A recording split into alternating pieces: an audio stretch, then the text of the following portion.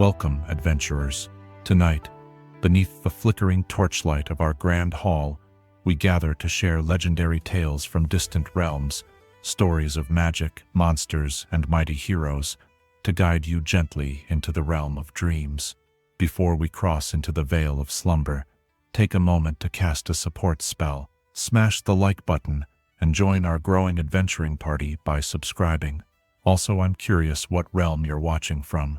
Whether you're tuning in from Waterdeep, the Sword Coast, or a cozy tavern in California, share your location in the comments below. Your presence strengthens our fellowship and helps our magical community grow ever stronger. Now, the dice have been rolled, and the time for storytelling has come. Get in a comfortable position, dim the lights, and let the journey begin. Chapter 1: The Throne of Eternal Flame. In the vast tapestry of the multiverse, where reality bends to the will of elemental forces and the impossible becomes inevitable, there exists a truth as old as creation itself. That power, when concentrated and refined, transforms not merely the wielder, but the very nature of existence around them. Tonight we journey to a realm where this truth burns with the intensity of 1,000 suns, where ambition has been forged into architecture, and where dominion over the fundamental forces of reality has given birth to the most magnificent and terrible city ever conceived by immortal minds. The City of Brass stands as the ultimate testament to what can be achieved when elemental mastery meets unlimited ambition. Here, in the heart of the elemental plane of fire, where the very air shimmers with superheated possibilities and the ground beneath one's feet pulses with the heartbeat of creation itself, rises a metropolis that defies both comprehension and description. It is a place where the laws of physics bow to the whims of its rulers, where slavery and splendor exist in perfect, terrible harmony, and where the price of ultimate power is paid, not in gold or blood, but in the very souls of the multiverse's children.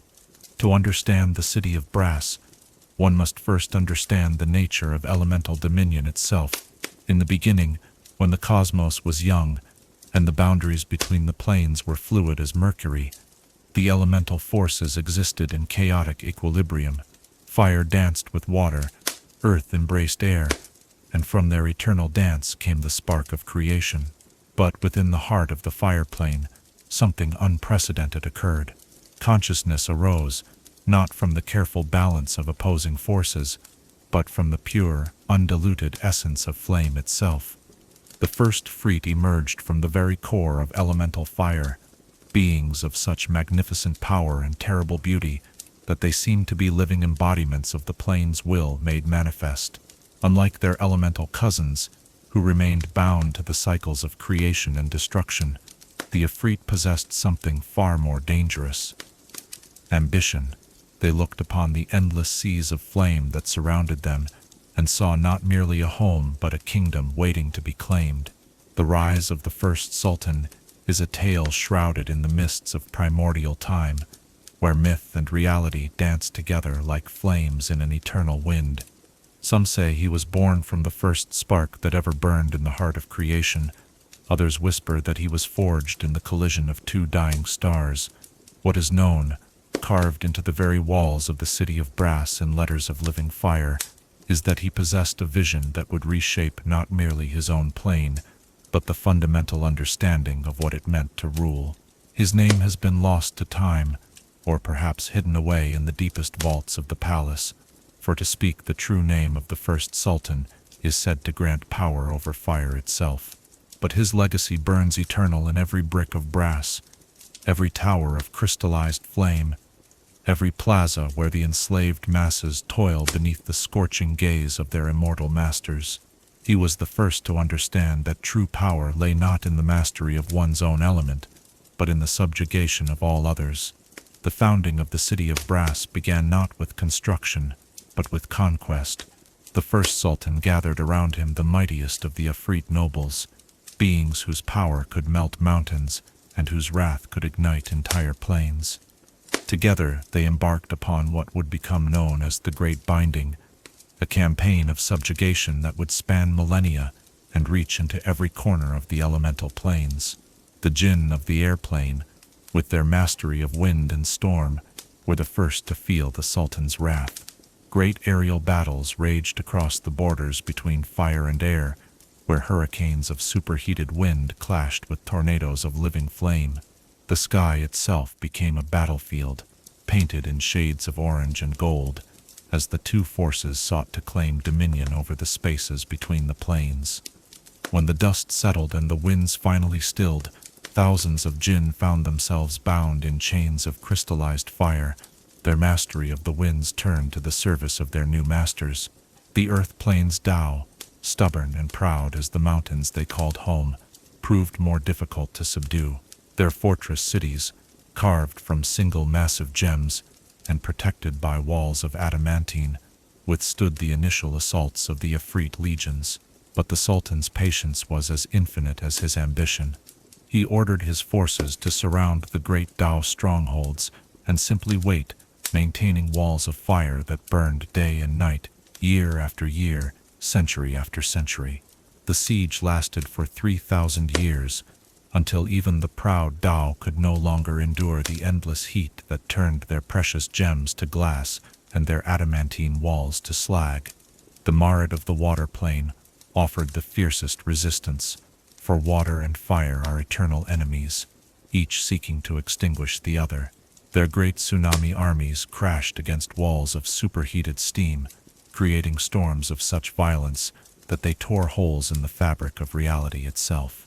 The battle between the Sultan's forces and the Marid princes was so intense that it gave birth to the para-elemental plane of steam, a realm where the eternal conflict between fire and water continues to rage in perpetual, violent equilibrium. But Conquest was only the beginning. With the other elemental peoples bound to his will, the Sultan turned his attention to the creation of his masterpiece. The city of brass would not merely be a capital, but a statement written in architecture, a declaration of absolute dominion that would burn eternal in the memory of all who beheld it. The location chosen for this great work was the Incandescent Isle, a massive chunk of crystallized fire that floated in the heart of the fire plane's most sacred region. Here, where the elemental flames burned purest and hottest, where the very concept of fire took on physical form, the Sultan commanded his enslaved legions to begin their greatest labor. The construction of the city of brass was an undertaking that dwarfed the building of worlds. Tao craftsmen, their earth-shaping powers bent to the will of their fireborn masters, carved the basic structure from the living rock of the isle itself. But this was no ordinary stone they worked with. The foundation of the city was hewn from primordial basalt, rock that had been present at the very moment of creation, stone that remembered the first spark and held within its crystalline structure the memory of what it meant to be born from fire. Upon this foundation, the enslaved jinn were commanded to weave barriers of crystallized air, invisible walls that would contain and focus the city's incredible heat, while allowing its glory to be seen from across the plains.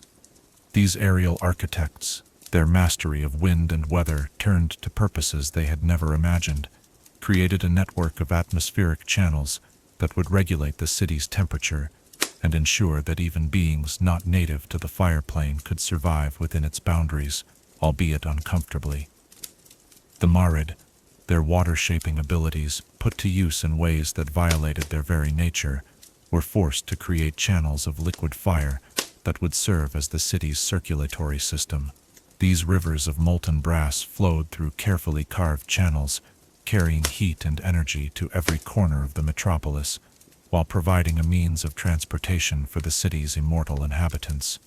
But it was the Affrit themselves who provided the city's most magnificent features.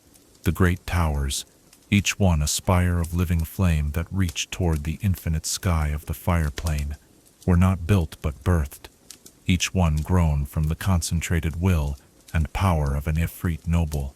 These towers served not merely as residences, but as expressions of their owners' souls, architectural embodiments of their power, ambition, and personality. The palace of the Sultan, rising from the very center of the city like a mountain of crystallized flame, was the crown jewel of this impossible construction. Built from brass that had been forged in the heart of dying stars and cooled in the tears of conquered jinn, the palace was both a residence and a fortress, a seat of government and a temple to the fundamental power of fire itself. The construction took 10,000 years, and with each passing century, the city grew more magnificent and more terrible. The enslaved peoples of the elemental planes toiled without rest, their immortal bodies pushed to the very limits of endurance as they labored to realize their master's vision. Many fell, their essences scattered to the winds, or absorbed back into the elemental chaos from which they came. But for each who fell, 10 more were brought in chains to take their place, for the Sultan's appetite for both beauty and suffering knew no bounds. As the city neared completion, something unexpected began to happen. The concentration of so much elemental power in one location began to affect the very nature of reality around it. Space bent and twisted, creating impossible geometries where the inside of buildings were larger than their exteriors, where corridors led to rooms that existed in entirely different planes of existence. Time itself began to flow differently within the city's walls, with some districts experiencing minutes that lasted hours, while in others, centuries passed in the blink of an eye. The Sultan, rather than being alarmed by these reality-warping effects, embraced them as signs of his city's true magnificence.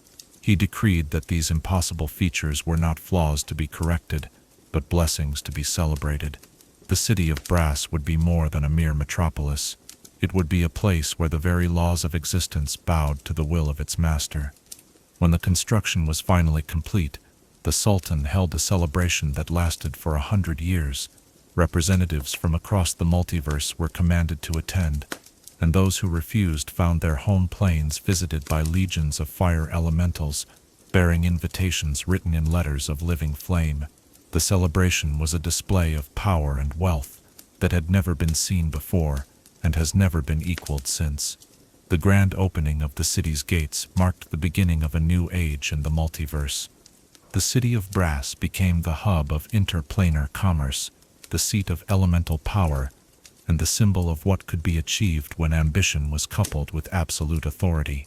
Merchants from across the plains flocked to its great bazaars, diplomats sought audiences in its throne rooms, and adventurers came seeking the legendary treasures rumored to be hidden in its deepest vaults. But with great power came great corruption. The Sultan, intoxicated by his success and the worship of his subjects, began to see himself not merely as a ruler, but as a god. He demanded tribute not just from his own subjects, but from every being who dared to enter his domain. The tribute was not paid in gold or gems, but in freedom itself. Every visitor to the city of brass was required to surrender a portion of their free will, a fragment of their soul that would forever belong to the Sultan. The city's markets, once centers of legitimate trade, became forums for the exchange of sentient beings. Slavery, which had begun as a tool of conquest, evolved into the very foundation of the city's economy. Beings from across the multiverse found themselves chained and sold, their fates decided by the whims of immortal masters who saw them as nothing more than tools for their pleasure and profit. Yet, even as the city's moral foundation crumbled, its physical magnificence continued to grow. New towers rose from the brass-paved streets, each one more spectacular than the last. Gardens of living flame bloomed in carefully tended parks, their fire flowers releasing clouds of sparks that danced in the superheated air like burning snow. Fountains of liquid gold bubbled in the center of grand plazas, their precious contents flowing freely as a display of the city's impossible wealth. The population of the city swelled beyond all imagination. Affrit nobles built vast mansions staffed by hundreds of enslaved servants. Merchants established trading houses that dealt in goods from every corner of reality. Artisans crafted works of beauty and terror using techniques that defied comprehension. The city became a living organism, growing and changing with each passing day, fed by the ambitions of its inhabitants and the suffering of its slaves. But perhaps the most remarkable aspect of the city of brass was not its physical grandeur, or even its moral complexity, but the way it served as a mirror for the fundamental nature of power itself. Here, in this impossible metropolis floating in an ocean of elemental fire, the deepest truths about dominion and submission, freedom and slavery, creation and destruction, were written in letters of living flame for all who had the courage to read them. The Sultan's throne room, where he held court surrounded by the chained spirits of his enemies and the fawning courtiers who competed for his favor, became the ultimate symbol of what the pursuit of absolute power could achieve. Here, seated upon a throne, carved from a single massive ruby and cooled by the breath of enslaved ice elementals, the Sultan ruled not through law or justice, but through the pure expression of his will made manifest. Yet even in his moment of greatest triumph, seeds of future conflict were being sown. The enslaved peoples of the elemental plains had not forgotten their freedom, and in the deepest dungeons of the city, in the slave pits where hope seemed as distant as the stars, whispers of rebellion began to spread like wildfire through tinder. The great wheel of history, which had elevated the Sultan to his throne of flame, was already beginning its inexorable turn toward the next chapter of the city's story. And so the city of brass stands eternal, a monument to the heights that ambition can reach and the depths to which it can fall. It serves as both inspiration and warning, a reminder that the power to create and the power to destroy are often indistinguishable, separated only by the intentions of those who wield them. In its bras, paved streets and flame-lit towers, in its slave markets and golden palaces, we see reflected the eternal struggle between order and chaos, between the desire to build something magnificent and the temptation to build it upon the suffering of others. The throne of eternal flame burns on, and those who rule from it continue to shape the destinies of countless souls across the multiverse. But as any student of history knows, no throne, no matter how magnificent or terrible, can burn forever unchanged.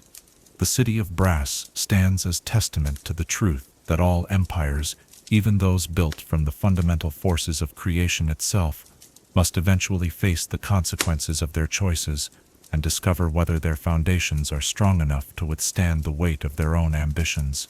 Chapter 2. Forged in Fire and Ambition. Architecture is the physical manifestation of a civilization's soul, the stone and steel testament to what a people value most deeply. In mortal realms, buildings rise and fall with the passage of time, their creators' dreams slowly crumbling to dust as entropy claims its inevitable victory. But in the city of brass, where the very concept of decay bows before the eternal flame of Affrit will, architecture transcends mere construction to become something far more profound, the crystallization of immortal ambition into forms that defy not merely gravity, but the fundamental laws of reality itself. To walk the brass-paved boulevards of this impossible metropolis is to witness what occurs when unlimited power meets unlimited imagination, when beings who have mastered the elemental forces of creation itself turn their attention to the ancient art of building. Here, in the heart of the fireplane, where the air itself burns with possibility and the ground pulses with the heartbeat of primordial flame, the Affrit have constructed not merely a city, but a physical argument for their own supremacy written in letters of living fire and molten metal. The foundation upon which the entire city of brass rests is itself a marvel that defies comprehension. The incandescent isle, torn from the very core of the fireplane through the combined will of the first Sultan and his noble court, serves as more than mere bedrock. This massive chunk of crystallized flame, larger than many mortal worlds, exists in a state of constant, controlled nuclear fusion, its interior temperature reaching levels that would vaporize entire solar systems in the material plane. Yet the Affrit, in their mastery of elemental forces, have learned to harness this incredible energy not as a destructive force, but as the very lifeblood of their city.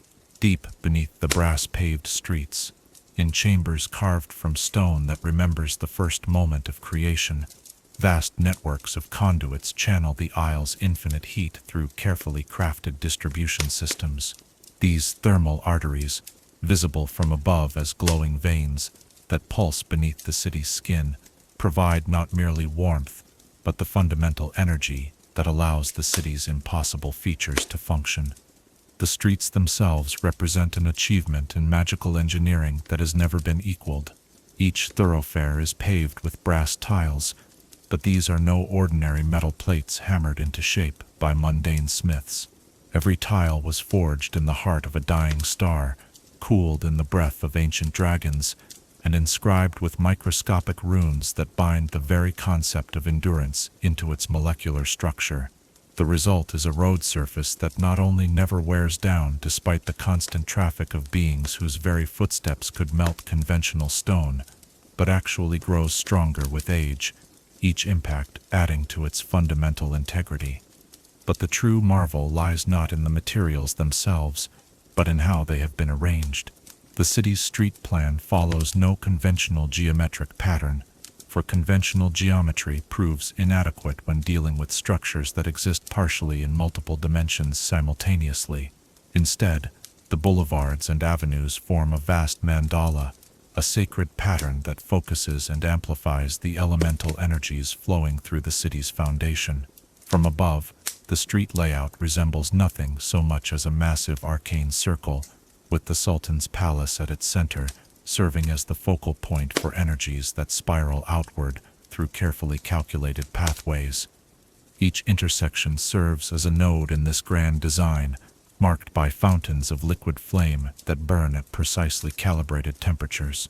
These focal points not only provide light and warmth to the surrounding districts, but serve as anchor points that stabilize the reality warping effects that constant exposure to such concentrated elemental power inevitably produces. The buildings that line these impossible streets rise in defiance of every natural law that governs construction in the material plane. Here, where the Affrit nobles have given physical form to their immortal egos, architecture becomes sculpture, and sculpture becomes a means of demonstrating power. The towers that spiral impossibly high into the fireplane's burning sky are not built so much as grown, each one shaped from crystallized flame by the concentrated will of its owner. These spires represent perhaps the most alien aspect of the city's construction, for they exist in a state of constant controlled transformation. An Affrit lord's tower reflects not merely his current status and wealth, but his emotional state, his political alliances, and his position in the complex web of noble intrigue that defines the city's social order. A tower might burn brilliant gold when its owner enjoys the Sultan's favor, shift to deep crimson when he plots against his rivals, or pulse with violent orange when he prepares for war. The interiors of these structures prove even more impossible than their exteriors. Space itself becomes malleable within the city's walls, stretched and compressed according to the needs and whims of their immortal inhabitants. A modest doorway might open onto a ballroom the size of a cathedral, while a vast throne room might contain a private study that somehow exists both within and completely separate from the larger space. This manipulation of spatial relationships is not achieved through mere magic, though magic certainly plays a role. Instead, it represents the fundamental reordering of reality that occurs when elemental forces are concentrated beyond their natural limits. The city of brass exists at a confluence of dimensional boundaries, where the fireplane touches not merely its neighboring elemental realms, but fragments of dozens of other planes of existence. The Affrit architects, if such a mundane term can be applied to beings who shape reality with their thoughts, have learned to exploit these dimensional intersections. A single building might have rooms that exist primarily in the fire plane, corridors that extend into the elemental plane of earth for stability, chambers that touch the plane of air for ventilation, and vaults that reach into pocket dimensions where neither time nor space follow their normal patterns. The palace of the Sultan represents the ultimate expression of this impossible architecture, rising from the center of the city like a mountain of crystallized ambition. The palace exists in a state of constant architectural evolution. New wings appear overnight, as the Sultan's whims demand them, while older sections sometimes fade into dimensional flux, their purpose is forgotten even by their immortal creator. The palace's most famous feature, The throne room of eternal flame demonstrates the absolute mastery over space and reality that the Affrit have achieved. The chamber appears, from the outside, to be roughly the size of a large temple.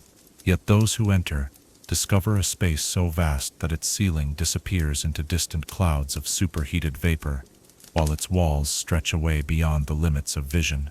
The throne itself, carved from a single massive ruby that was allegedly torn from the heart of the positive energy plane, sits at the center of this impossible space, surrounded by concentric circles of courtiers, supplicants, and chained prisoners. The acoustics of the room have been shaped so that the Sultan's softest whisper carries clearly to every corner of the vast space, while the loudest shouts of his subjects reach his ears as gentle murmurs, ensuring that his voice always dominates any conversation. But perhaps the most remarkable aspect of the city's architecture lies in its living nature. The buildings of the City of Brass are not static structures frozen in time, but organic entities that grow, change, and evolve according to the needs of their inhabitants and the shifting balance of power within the city's complex social hierarchy. The Market Eternal, the vast bazaar that sprawls across several districts of the city, exemplifies this organic architecture. The market's boundaries shift daily as new merchants arrive with exotic goods from distant plains, their stalls materializing from crystallized flame to accommodate their needs. The market's central plaza can expand to hold a crowd of thousands when a particularly valuable auction is held, or contract to create intimate spaces where sensitive negotiations can be conducted away from prying eyes. The residential districts demonstrate perhaps the most sophisticated application of this living architecture. The mansions of the Affrit nobility are not merely homes, but expressions of their owners' personalities, made manifest in brass and flame. When a noble's fortunes rise, his mansion grows larger and more elaborate, sprouting new wings and towers that reflect his increased status. Conversely, when a lord falls from favor, his residence literally shrinks, its rooms becoming smaller and less ornate until it accurately reflects his diminished position. The city's defensive systems represent another marvel of impossible engineering. The great walls that surround the metropolitan area are not built from stone or metal, but from compressed flame given semi-solid form through techniques that remain closely guarded secrets of the Affrit military engineers. These walls burn at temperatures that would vaporize any conventional siege equipment, yet they provide solid protection against both physical and magical attacks. The gates that pierce these burning walls are masterpieces of dimensional engineering. Each entrance exists simultaneously in the fire plane and in carefully selected locations throughout the multiverse, allowing authorized visitors to step directly from their home planes into the heart of the city. This network of dimensional gates serves not merely as a convenience for travelers, but as a demonstration of the Sultan's power to reach into any corner of reality and draw it under his influence. The city's infrastructure systems represent perhaps the most alien aspect of its construction for beings accustomed to material plane conventions. Water, that fundamental necessity of most mortal life, is completely absent from the City of Brass, replaced by carefully regulated streams of liquid fire that flow through channels carved directly into the city's foundations. These fire streams serve multiple purposes. They provide illumination, heating, transportation, and even a form of communication, as messages can be encoded in the color and intensity of the flames. The city's waste management systems operate on principles that would be incomprehensible to mortal engineers. Rather than removing unwanted materials, the Affrit have learned to transform waste into useful energy through controlled incineration processes that operate at the molecular level. Nothing is ever truly discarded in the City of Brass. Instead, everything is recycled back into the fundamental elemental forces that power the city's impossible features. Transportation within the city relies on a network of fire slides, rivers of controlled flame that flow through carefully engineered channels carved into the city's streets. Citizens can step onto these streams of liquid fire and allow themselves to be carried to their destinations at speeds that would be impossible to achieve through conventional means. The fire slides respond to the intentions of their users, automatically routing them to their desired destinations through a system that remains one of the city's most closely guarded secrets. The workshops and forges that produce the city's legendary crafted goods represent the ultimate fusion of architecture and industry. These facilities exist partially in the fire plane and partially in pocket dimensions, where the fundamental forces of creation can be manipulated with precision, impossible to achieve in normal reality. Master craftsmen work with materials that exist only in theoretical form until the moment they are shaped into their final products, creating items that often defy classification by any conventional understanding of physics or magic.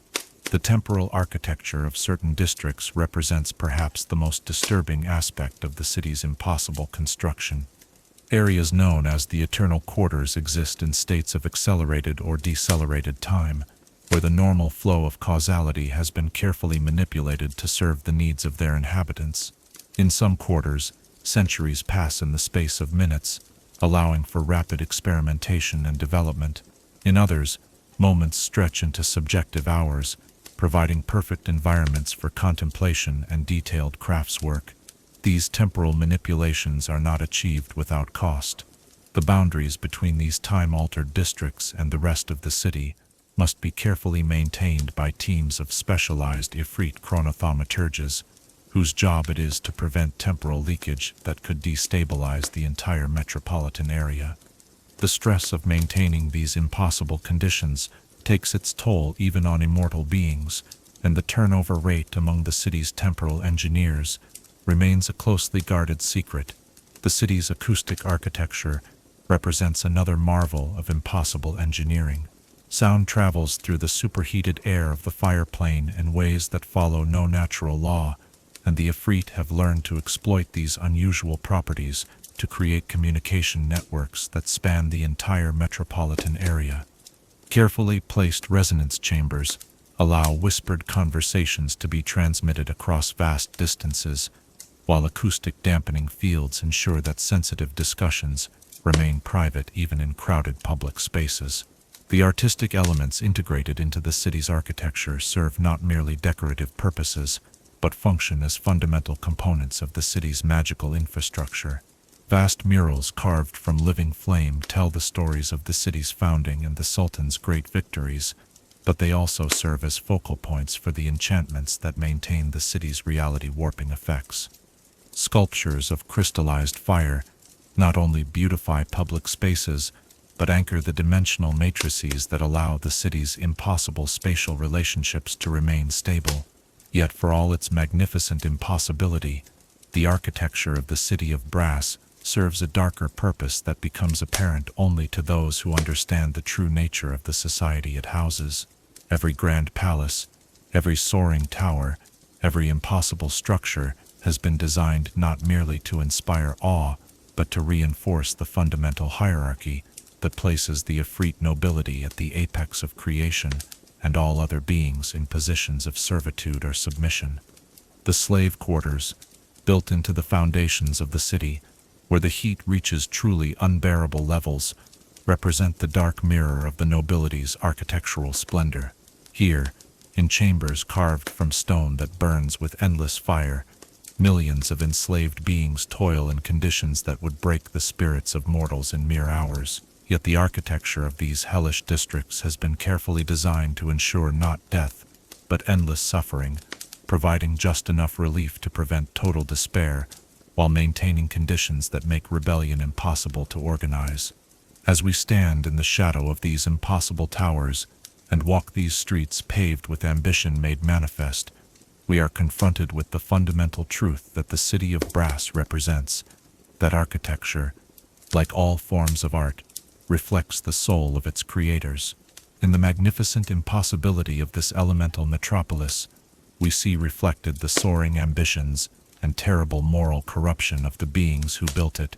It stands as a monument to what can be achieved when unlimited power meets unlimited imagination, and as a warning of what that achievement might cost both its creators and those unfortunate enough to fall under their dominion. Chapter 3. The Court of the Sultan.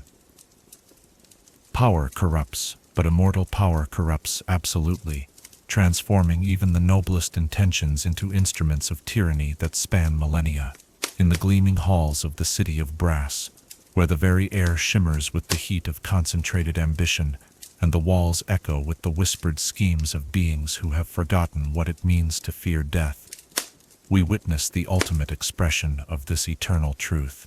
Here, in the court of the Sultan of all flames, politics has evolved beyond mere governance into something far more sinister. The refined art of immortal cruelty practiced by beings whose power has rendered them incapable of understanding the suffering they inflict. The throne room, where the Sultan holds court, serves as both the political heart of the city and a carefully orchestrated theater of dominance. This vast chamber, its impossible dimensions stretching beyond the reach of mortal vision, has been designed not merely to house the machinery of government, but to humble all who enter it. The ceiling disappears into clouds of superheated vapor that swirl with the colors of distant nebulae, while the floor stretches away in all directions, paved with tiles of pure brass that reflect the faces of those who walk upon them in distorted, flame-wreathed images. At the center of this cosmic space sits the throne of eternal flame, carved from a single ruby the size of a mountain and cooled by the captured breath of 1,000 enslaved ice elementals. The throne burns with an inner fire that never consumes, casting shifting patterns of light and shadow across the assembled courtiers who gather each day to witness their master's absolute authority made manifest. The Sultan himself, when he deigns to appear, materializes not by walking or flying, but by simply willing himself into existence upon his burning seat, a demonstration of power so casual that it serves as a constant reminder of the cosmic forces at his command. The hierarchy of the court reflects the rigid caste system that governs all Affrit society, but magnified and refined to a degree that would be incomprehensible to mortals accustomed to political systems based on consent or representation. At the apex stands the Sultan, whose word is not merely law, but the fundamental force that shapes reality within his domain. His pronouncements carry the weight of elemental authority, capable of rewriting the physical laws that govern his realm with nothing more than a casual gesture or whispered command. Beneath the Sultan exist the various levels of Affrit nobility, their ranks determined not by birth or achievement, but by the raw elemental power they can command and the favor they currently enjoy from their immortal master. The Dukes of Fire, 7 ancient Affrit, whose names are spoken only in whispers even within the palace walls, serve as the Sultan's primary advisors and the executors of his will throughout the city and beyond.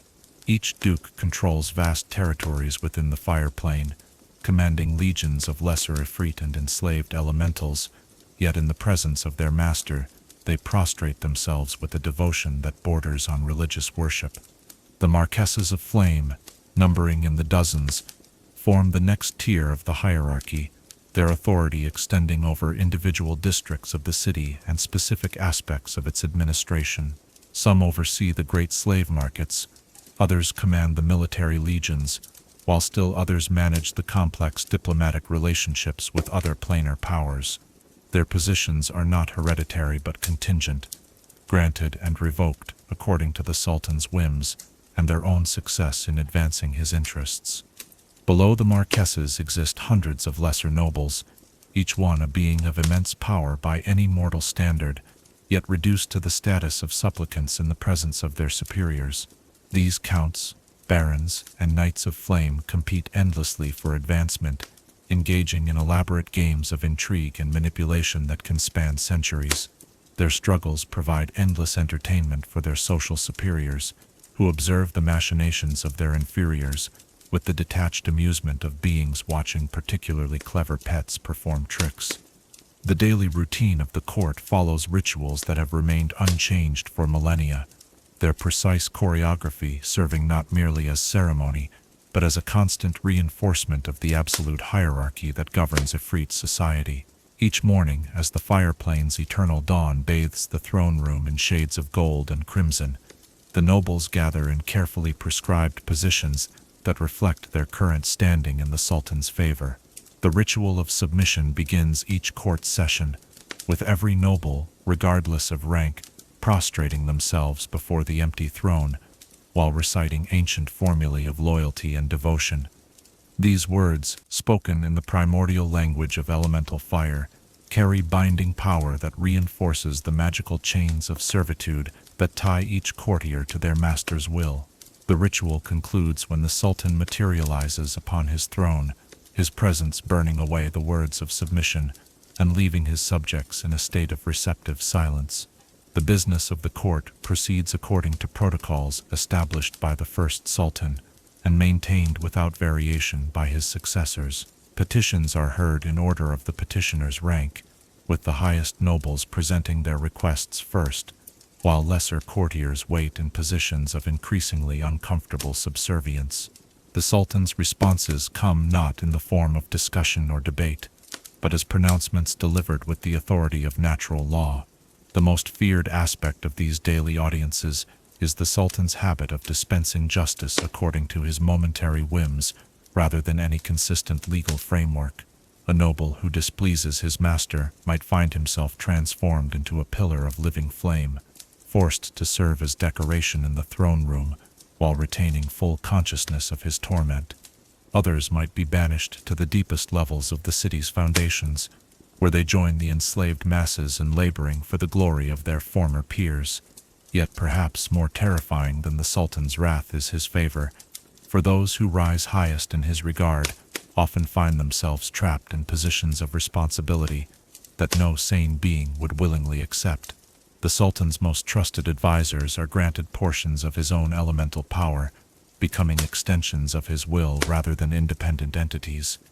They gain incredible abilities and authority, but at the cost of their individual identity, gradually losing themselves in the overwhelming force of their master's personality. The Grand Vizier, the Sultan's chief minister and closest advisor, exemplifies this terrible transformation. Once one of the most powerful Affrit nobles in his own right, the current vizier has served in his position for over 3,000 years, during which time he has become something more and less than his original self. His thoughts now mirror the Sultan's so closely that he often speaks his master's words before they are spoken, anticipating desires and commands with supernatural precision. The other courtiers regard him with a mixture of envy and horror, seeing in his elevated position both the ultimate achievement and the ultimate price of political success. The various ministries that manage the empire's day-to-day operations reflect the Sultan's priorities with crystalline clarity. The Ministry of Conquest, overseen by the Duke of War, commands the vast military forces that maintain Ifrit dominance over the other elemental peoples. The Ministry of Exploitation manages the complex economic systems that extract wealth and labor from enslaved populations across multiple planes of existence. The Ministry of Expansion works to identify new territories for conquest and new peoples to be brought under Affrit rule. Each ministry operates as a kingdom within the kingdom, with its own hierarchy of officials, its own methods of operation, and its own carefully guarded secrets. Competition between the ministries is not merely encouraged but mandated, as the Sultan believes that constant internal conflict keeps his subordinates too busy to organize any unified opposition to his rule.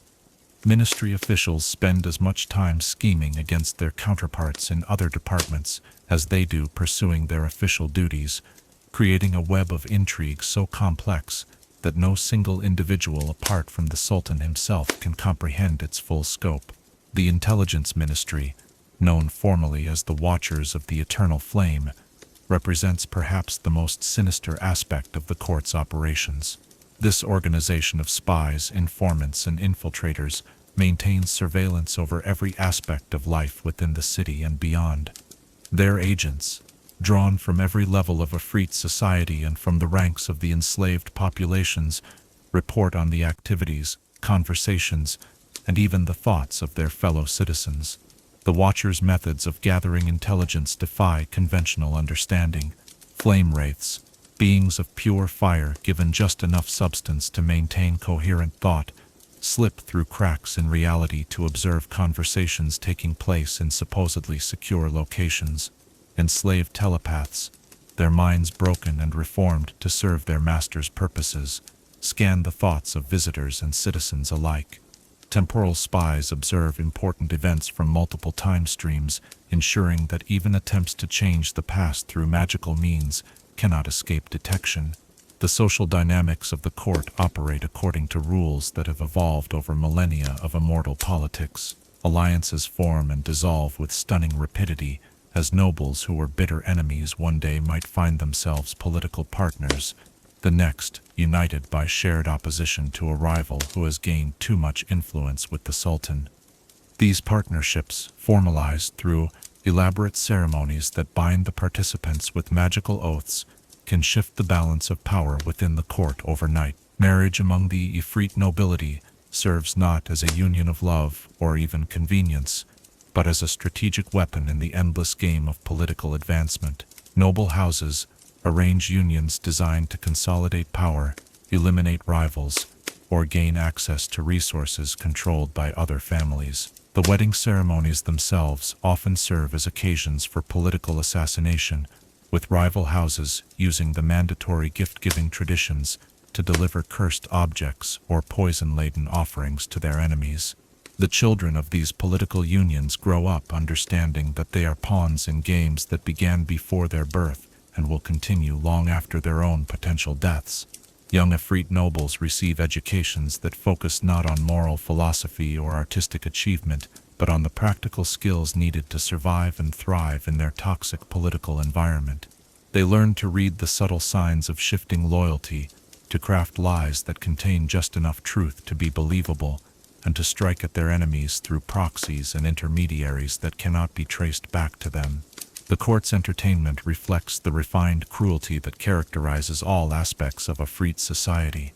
Gladiatorial games pit enslaved warriors against each other and against creatures summoned from the darkest corners of the multiverse.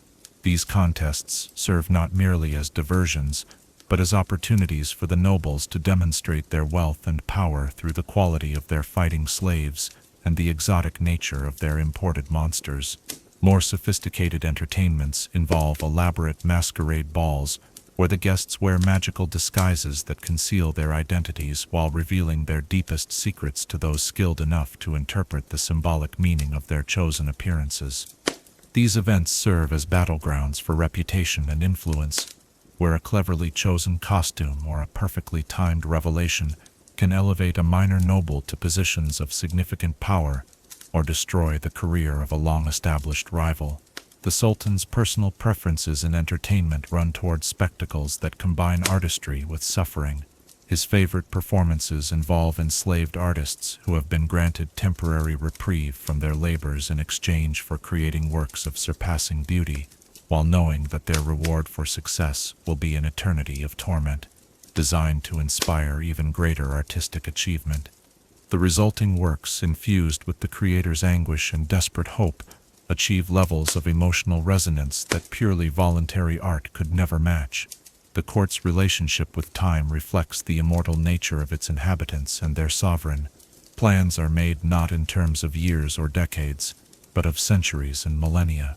The current conflict with the Jinn forces of the airplane, for example, is viewed as a minor skirmish, despite having raged for over 2,000 years, while preparations for the eventual conquest of the prime material plane have been underway for tens of thousands of years and are still considered to be in their preliminary stages. This extended temporal perspective creates a political environment where patience becomes the ultimate virtue and haste the greatest vice. Nobles who attempt to advance their positions too quickly are viewed with suspicion, while those who pursue their goals through carefully orchestrated campaigns spanning multiple centuries earn the respect of their peers and the attention of their superiors. The court's influence extends far beyond the boundaries of the city of Brass itself, reaching into every corner of the multiverse where Affrit interests might be served.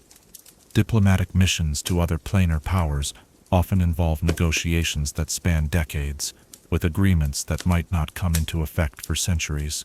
Trade relationships are established through contracts that bind not merely the original signatories, but their descendants for dozens of generations. Yet for all its vast reach and terrible power, The court of the Sultan remains ultimately dependent on the whims of a single individual whose immortal nature has warped his understanding of morality beyond all recognition. The Sultan's decisions, whether they involve the fate of entire civilizations or the punishment of a single disobedient servant, flow from a perspective shaped by eons of absolute authority and unchallenged power. The courtiers who surround him, despite their own immortal nature and vast abilities, have become reflections of their master's will rather than independent actors. Their elaborate schemes and careful manipulations ultimately serve not their own interests, but the greater glory of the being whose favor they compete to earn. In seeking to rise within the hierarchy of the court, they have gradually surrendered the very qualities that might have made their elevation worthwhile.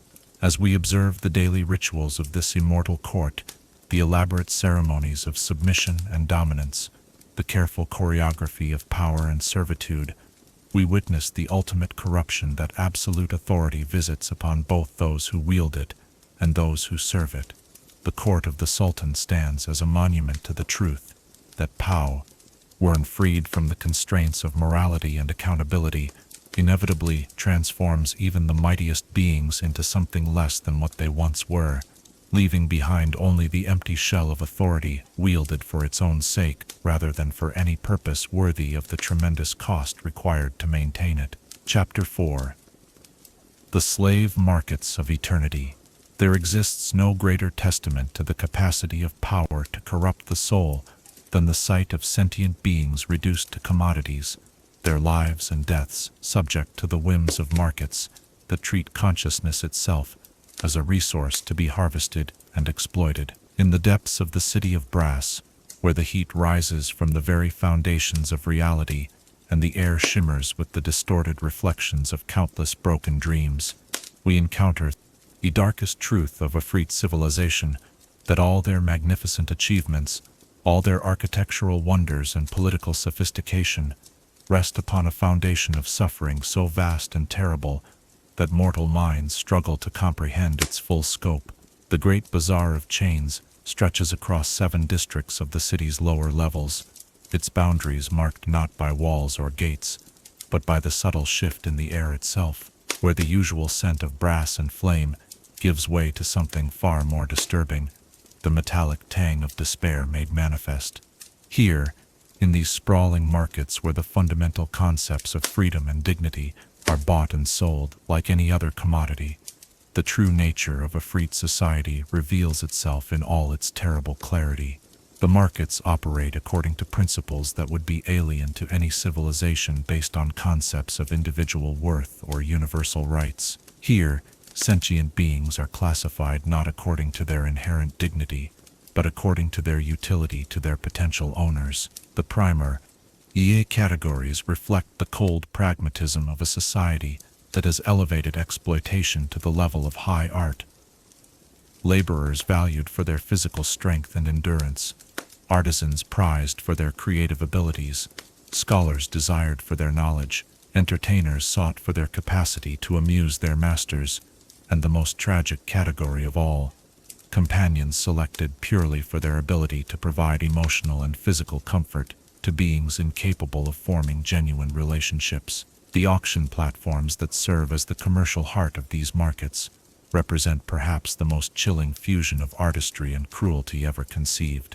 Each platform has been crafted from crystallized flame and polished brass, designed to display its merchandise in the most flattering possible light, while simultaneously emphasizing their helplessness and availability. The elevated stages rotate slowly, ensuring that potential buyers can examine their quarry from every angle, while carefully tuned acoustics carry the auctioneer's voice clearly through crowds that might number in the thousands. The auctioneers themselves occupy a unique position in Affrit society, serving as intermediaries between the noble buyers and the merchandise they seek to acquire. These individuals, typically lesser Affrit, who have demonstrated particular skill in reading the desires and intentions of their social superiors, have elevated the sale of sentient beings to a performance art that combines theatrical presentation with psychological manipulation. They know exactly which qualities to emphasize for each potential buyer, which tragic details of a slave's background might increase their value, and which demonstration of skills or abilities will generate the most competitive bidding. The process of a typical auction begins long before the slaves themselves appear on the platform. Potential buyers gather in carefully segregated areas that reflect their social status and purchasing power. The most prominent nobles occupy elevated boxes that provide both the best views of the merchandise and the maximum visibility for their own attendants, as being seen at the right auctions has become an essential element of Affrit's social positioning. Lesser buyers crowd into standing areas closer to the platforms, while the poorest purchasers observe from distant galleries where they can witness but not effectively participate in the bidding. The presentation of each slave follows ritualized procedures that have evolved over millennia to maximize both their commercial value and the psychological impact on potential buyers.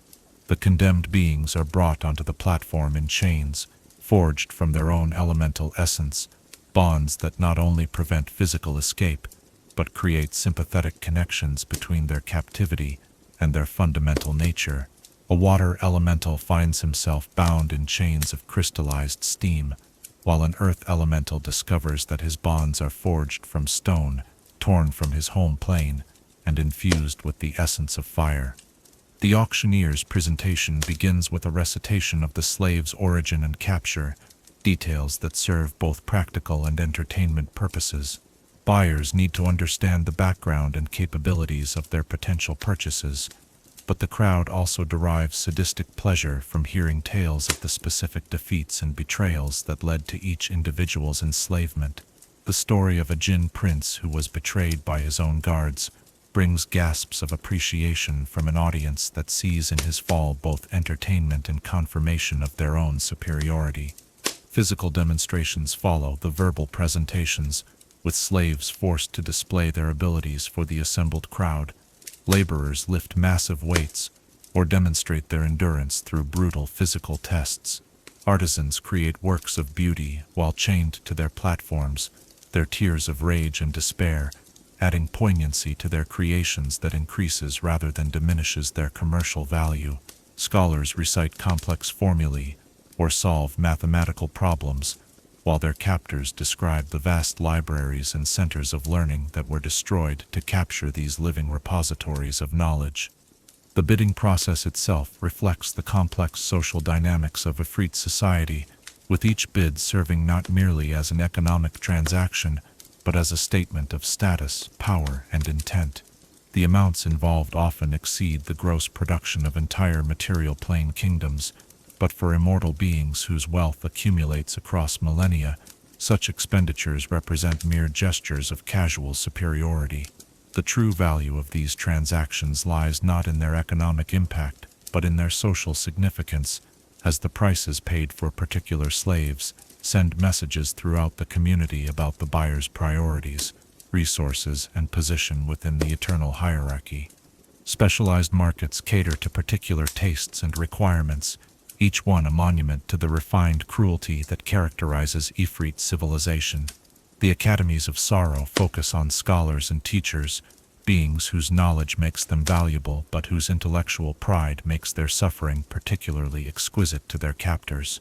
These markets feature demonstrations where captured sages are forced to teach their most cherished knowledge to their future owners, watching their life's work become tools for the advancement of those who destroyed their freedom.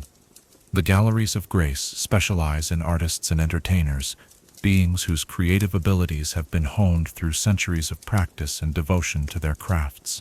The cruel irony of these markets lies in the way they transform art, humanity's highest expression of beauty and meaning, into mere decoration for the homes of creatures incapable of understanding its true significance. A captured musician finds himself playing melodies that once celebrated freedom and joy, while knowing that his music now serves only to amuse beings who see his talent as nothing more than another form of property. The most disturbing specialized market operates in the deepest levels of the bazaar, where light itself seems reluctant to penetrate the shadows that cling to every surface. The chambers of companionship deal in slaves selected not for their abilities or knowledge, but for their capacity to provide emotional and physical comfort to masters who have forgotten what genuine affection means. These markets represent the ultimate corruption of love itself, transforming the most intimate human connections into commercial transactions governed by the same cold logic that applies to the purchase of furniture or livestock. The economic systems that govern these markets operate according to principles that reflect the fundamental amorality of their participants.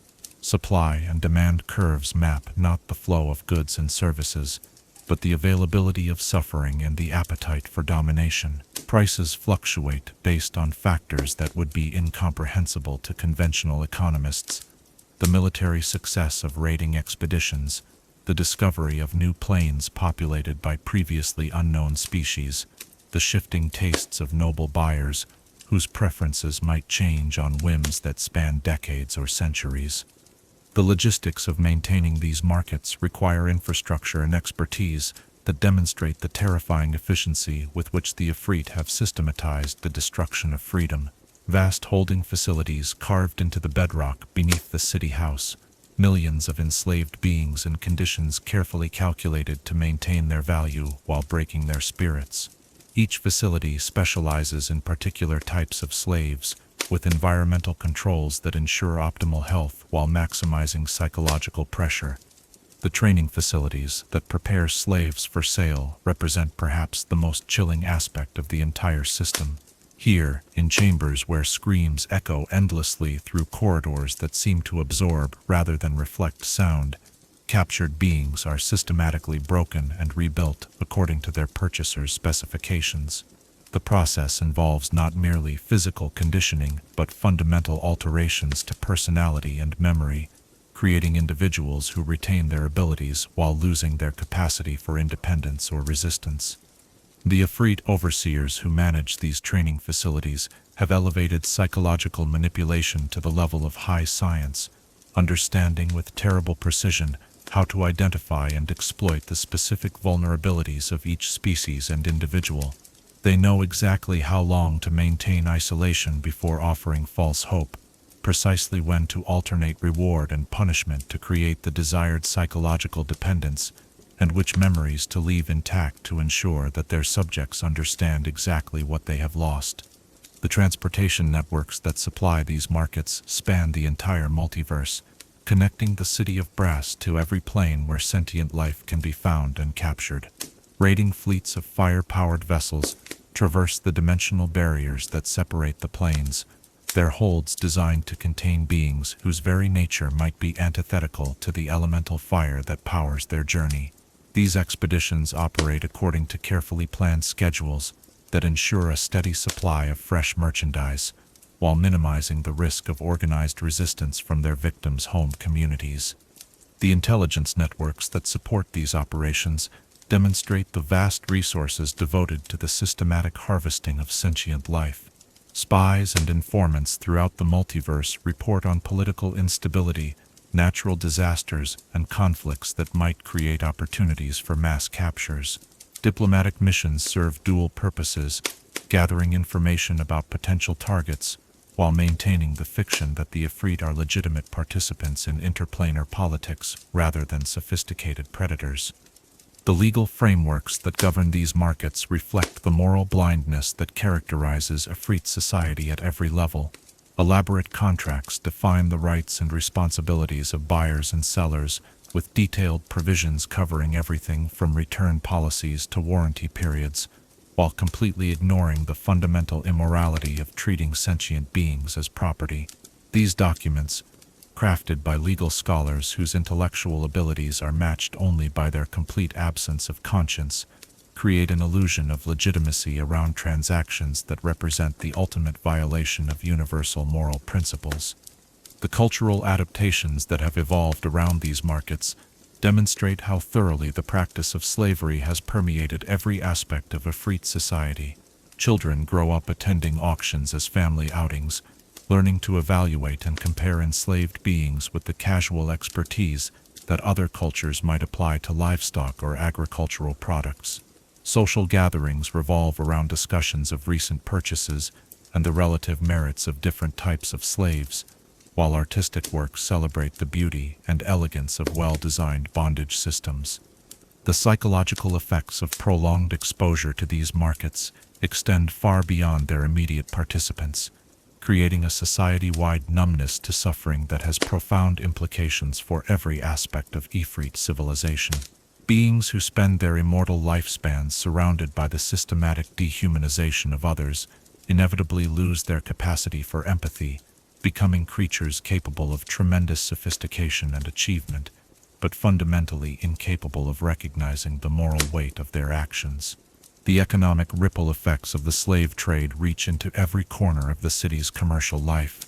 Legitimate businesses compete with enterprises built on enslaved labor, creating market pressures that encourage even ethical merchants to compromise their principles in order to remain competitive.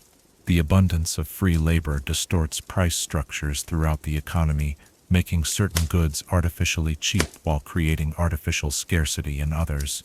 The religious and philosophical justifications that have evolved to rationalize these practices represent perhaps the most disturbing aspect of the entire system. Affrit theologians have crafted elaborate doctrines that frame slavery not as exploitation, but as a form of education, arguing that inferior beings benefit from the guidance and structure provided by their superior masters. These intellectual frameworks allow otherwise intelligent beings to participate in systematic atrocity while maintaining their sense of moral righteousness. As we witness the daily operations of these markets, the casual efficiency with which sentient beings are reduced to merchandise, and the comfortable indifference of those who profit from their suffering, we confront one of the darkest truths about the nature of power and civilization. The city of Brass, for all its magnificence and sophistication, stands as a monument to the capacity of intelligent beings to rationalize evil when it serves their interests, and as a warning of what any society risks becoming when it loses sight of the fundamental truth that consciousness itself, regardless of its form or origin, deserves recognition and respect. Chapter 5. The Grand Bazaar. Commerce, in its purest form, represents the fundamental exchange of value between beings who recognize mutual benefit in trade, a civilized alternative to conquest and theft that allows societies to flourish through cooperation rather than domination. Yet in the sprawling markets of the city of Brass, where merchants from across the infinite expanse of the multiverse gather to trade in goods that defy comprehension and services that challenge the very boundaries of morality, we witness how commerce itself can be corrupted into something far more sinister. A web of transactions that binds the entire cosmos in relationships of dependency and exploitation. The Grand Bazaar stretches across the heart of the city of Brass like a cancer of crystallized greed, its boundaries expanding and contracting according to the ebb and flow of interplanar trade winds that carry more than mere goods between the realms of existence. Beneath canopies woven from captured starlight, and along avenues paved with coins, minted from the concentrated essence of avarice itself, the impossible has become mundane, the forbidden has become commonplace, and the price of anything can be negotiated by those with sufficient wealth, power, or willingness to compromise their souls. The architecture of the bazaar reflects the anarchic nature of the commerce that takes place within its ever-shifting boundaries. Permanent structures built by the city's Affrit masters stand alongside temporary pavilions that materialize overnight as merchants arrive from distant plains, their exotic wares requiring specialized environments that ordinary buildings cannot provide. A vendor selling bottled emotions from the positive energy plane might require atmospheric conditions that would prove instantly fatal to most visitors, while a dealer in crystallized time needs temporal isolation fields that prevent his merchandise from affecting the flow of causality in the surrounding area. The grand thoroughfares that serve as the bazaar's primary arteries pulse with activity that never ceases, for in a marketplace that serves customers from across the multiverse, the concept of universal business hours becomes meaningless. What passes for morning in one plane coincides with midnight in another, while beings whose natural life cycles span millennia conduct negotiations alongside creatures for whom a single day represents a significant portion of their entire existence. The merchant's quarter, the most exclusive section of the bazaar, where only the wealthiest and most established traders are permitted to establish permanent operations, exemplifies the staggering scale of commerce that flows through the city of brass. Here, in shops built from materials that exist only in theoretical form until the moment they are needed, vendors offer goods that challenge the fundamental assumptions underlying reality itself. Temporal merchants deal in moments stolen from the past and future, selling bottled experiences that allow their customers to literally relive the greatest triumphs and most profound sorrows of history's most significant figures. A wealthy Affrit noble might purchase the dying moments of a legendary hero, experiencing firsthand the thoughts and emotions that accompanied their final sacrifice, while using that knowledge to better understand and exploit the psychological weaknesses of similar figures in his own time. Memory dealers operate from shops whose interiors exist in a state of constant flux, their layouts shifting to accommodate the specific recollections being sold at any given moment. These merchants traffic in the accumulated experiences of beings from across the cosmos, offering their customers the ability to acquire skills, knowledge, and emotional insights that would normally require lifetimes to develop. A novice warrior can purchase the combat experience of a legendary general, while an aspiring artist might buy the creative inspiration of a master whose works have moved entire civilizations. The soul market represents perhaps the most disturbing aspect of the Grand Bazaar, where the fundamental essence of identity itself becomes a commodity to be bought, sold, and traded like any other merchandise. Here, in chambers lined with crystalline containers that pulse with inner light, merchants offer their customers the opportunity to acquire aspects of personality, moral conviction, or emotional capacity that they themselves lack. The transactions that take place in these soul markets follow protocols that have been refined over millennia of practice, with careful attention paid to the preservation of the merchandise during transfer and the prevention of contamination between different spiritual essences. Buyers can purchase courage from heroes, wisdom from sages, compassion from saints, or creativity from artists, incorporating these acquired traits into their own personalities through processes that permanently alter their fundamental nature. The exotic materials market caters to customers whose projects require substances that cannot be found within any single plane of existence. Vendors here deal in crystallized concepts, where abstract ideas like justice, beauty, or hatred have been given physical form through processes that remain closely guarded trade secrets. These concept crystals serve as components in magical workings of unprecedented power, allowing their users to literally reshape reality according to their will. Star metal, forged in the hearts of dying suns, provides the raw material for weapons and armor that can wound beings of divine power, while void glass harvested from the spaces between realities offers windows into dimensions that should not be observed by mortal minds. Dream silk, spun by slumbering gods, creates garments that grant their wearers the ability to walk through the unconscious minds of others, while nightmare thread, woven from the fears of innocence, produces bonds that can restrain even the most powerful supernatural entities. The services market operates according to principles that would be incomprehensible to beings accustomed to conventional commerce. For here the vendors sell not objects but actions, not goods but results. Professional curse layers offer to inflict precisely calibrated misfortunes upon their clients' enemies, with detailed contracts specifying the duration, intensity, and specific nature of the suffering to be imposed. Fate weavers sell alterations to destiny itself, allowing their customers to purchase improved outcomes for future events or retroactively change the results of past decisions. Assassination services are provided by beings whose methods transcend mere physical violence, offering customers the ability to eliminate their enemies through techniques that erase their targets, not merely from life, but from existence itself. These ultimate killers can strike across dimensional boundaries, through temporal barriers, and around protective measures that would defeat conventional assassins, leaving behind victims who are not merely dead, but completely removed from the fabric of reality. The information market trades in knowledge that spans the breadth of the multiverse, from the mundane details of daily life on distant worlds to the most closely guarded secrets of cosmic entities, whose true names cannot be spoken without risking universal catastrophe. Merchants here deal in political intelligence, military strategies, magical formulae, and philosophical insights that can reshape entire civilizations when properly applied.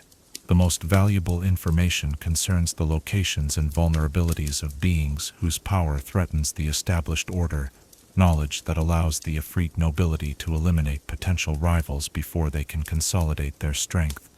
Maps of secret routes through hostile territories, detailed analyses of enemy weaknesses, and comprehensive dossiers on the personal lives of important figures command prices that exceed the gross wealth of entire kingdoms.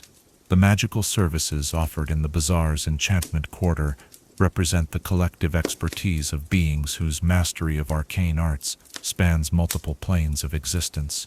Here, customers can commission spells of unprecedented complexity and power, magical workings that require the coordinated efforts of dozens of specialists working in concert across multiple dimensional boundaries.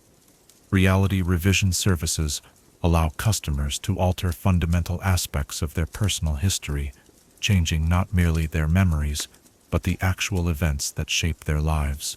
Past defeats can be transformed into victories, embarrassing mistakes can be erased entirely, and tragic losses can be retroactively prevented through carefully orchestrated temporal manipulations that preserve causality while achieving the desired changes. The creature market offers living beings whose existence defies natural law, artificial life forms created through processes that combine magical theory with engineering principles beyond mortal comprehension. These synthetic entities serve their purchasers as companions, guardians, or tools, their personalities and capabilities tailored to meet their owners' specific requirements. Pocket dragons the size of house cats, but possessing the intelligence of ancient worms, serve as living libraries, their memories containing vast amounts of information that can be accessed through telepathic communion. Homunculus servants created from crystallized loyalty provide perfect obedience combined with supernatural competence, while artificial elementals forged from pure concepts rather than natural forces offer abilities that transcend the limitations of their traditional counterparts. The art market showcases creations that challenge conventional understanding of what constitutes artistic expression, featuring works whose appreciation requires senses that most beings do not naturally possess. Sculptures carved from crystallized music produce melodies that can only be heard through touch, while paintings created with pigments that exist in multiple dimensions simultaneously reveal different images depending on the viewer's emotional state and dimensional perspective. Performance art in the Grand Bazaar often involves the literal transformation of reality, with artists whose medium is existence itself creating works that alter the fundamental laws governing their immediate environment. A sculptor might carve gravity itself, creating areas where objects fall upward or sideways, while a musician might compose symphonies that use the vibrations of atomic particles as instruments. The transportation services available in the bazaar reflect the challenges of conducting commerce across infinite dimensional distances. Merchants offer passage through dimensional barriers that would normally prove insurmountable, providing their customers with access to realms that exist outside conventional space-time relationships. Portal merchants maintain permanent gateways to the most significant commercial centers throughout the multiverse, allowing for rapid transit between markets that might otherwise require years of dangerous travel to reach. These dimensional highways come with their own risks, as the energies required to maintain stable connections across such vast distances sometimes attract the attention of entities that should not be disturbed. Temporal couriers offer delivery services that operate outside normal chronological constraints, ensuring that purchases can be delivered before they are ordered, or that payment can be collected after the merchandise has already been consumed.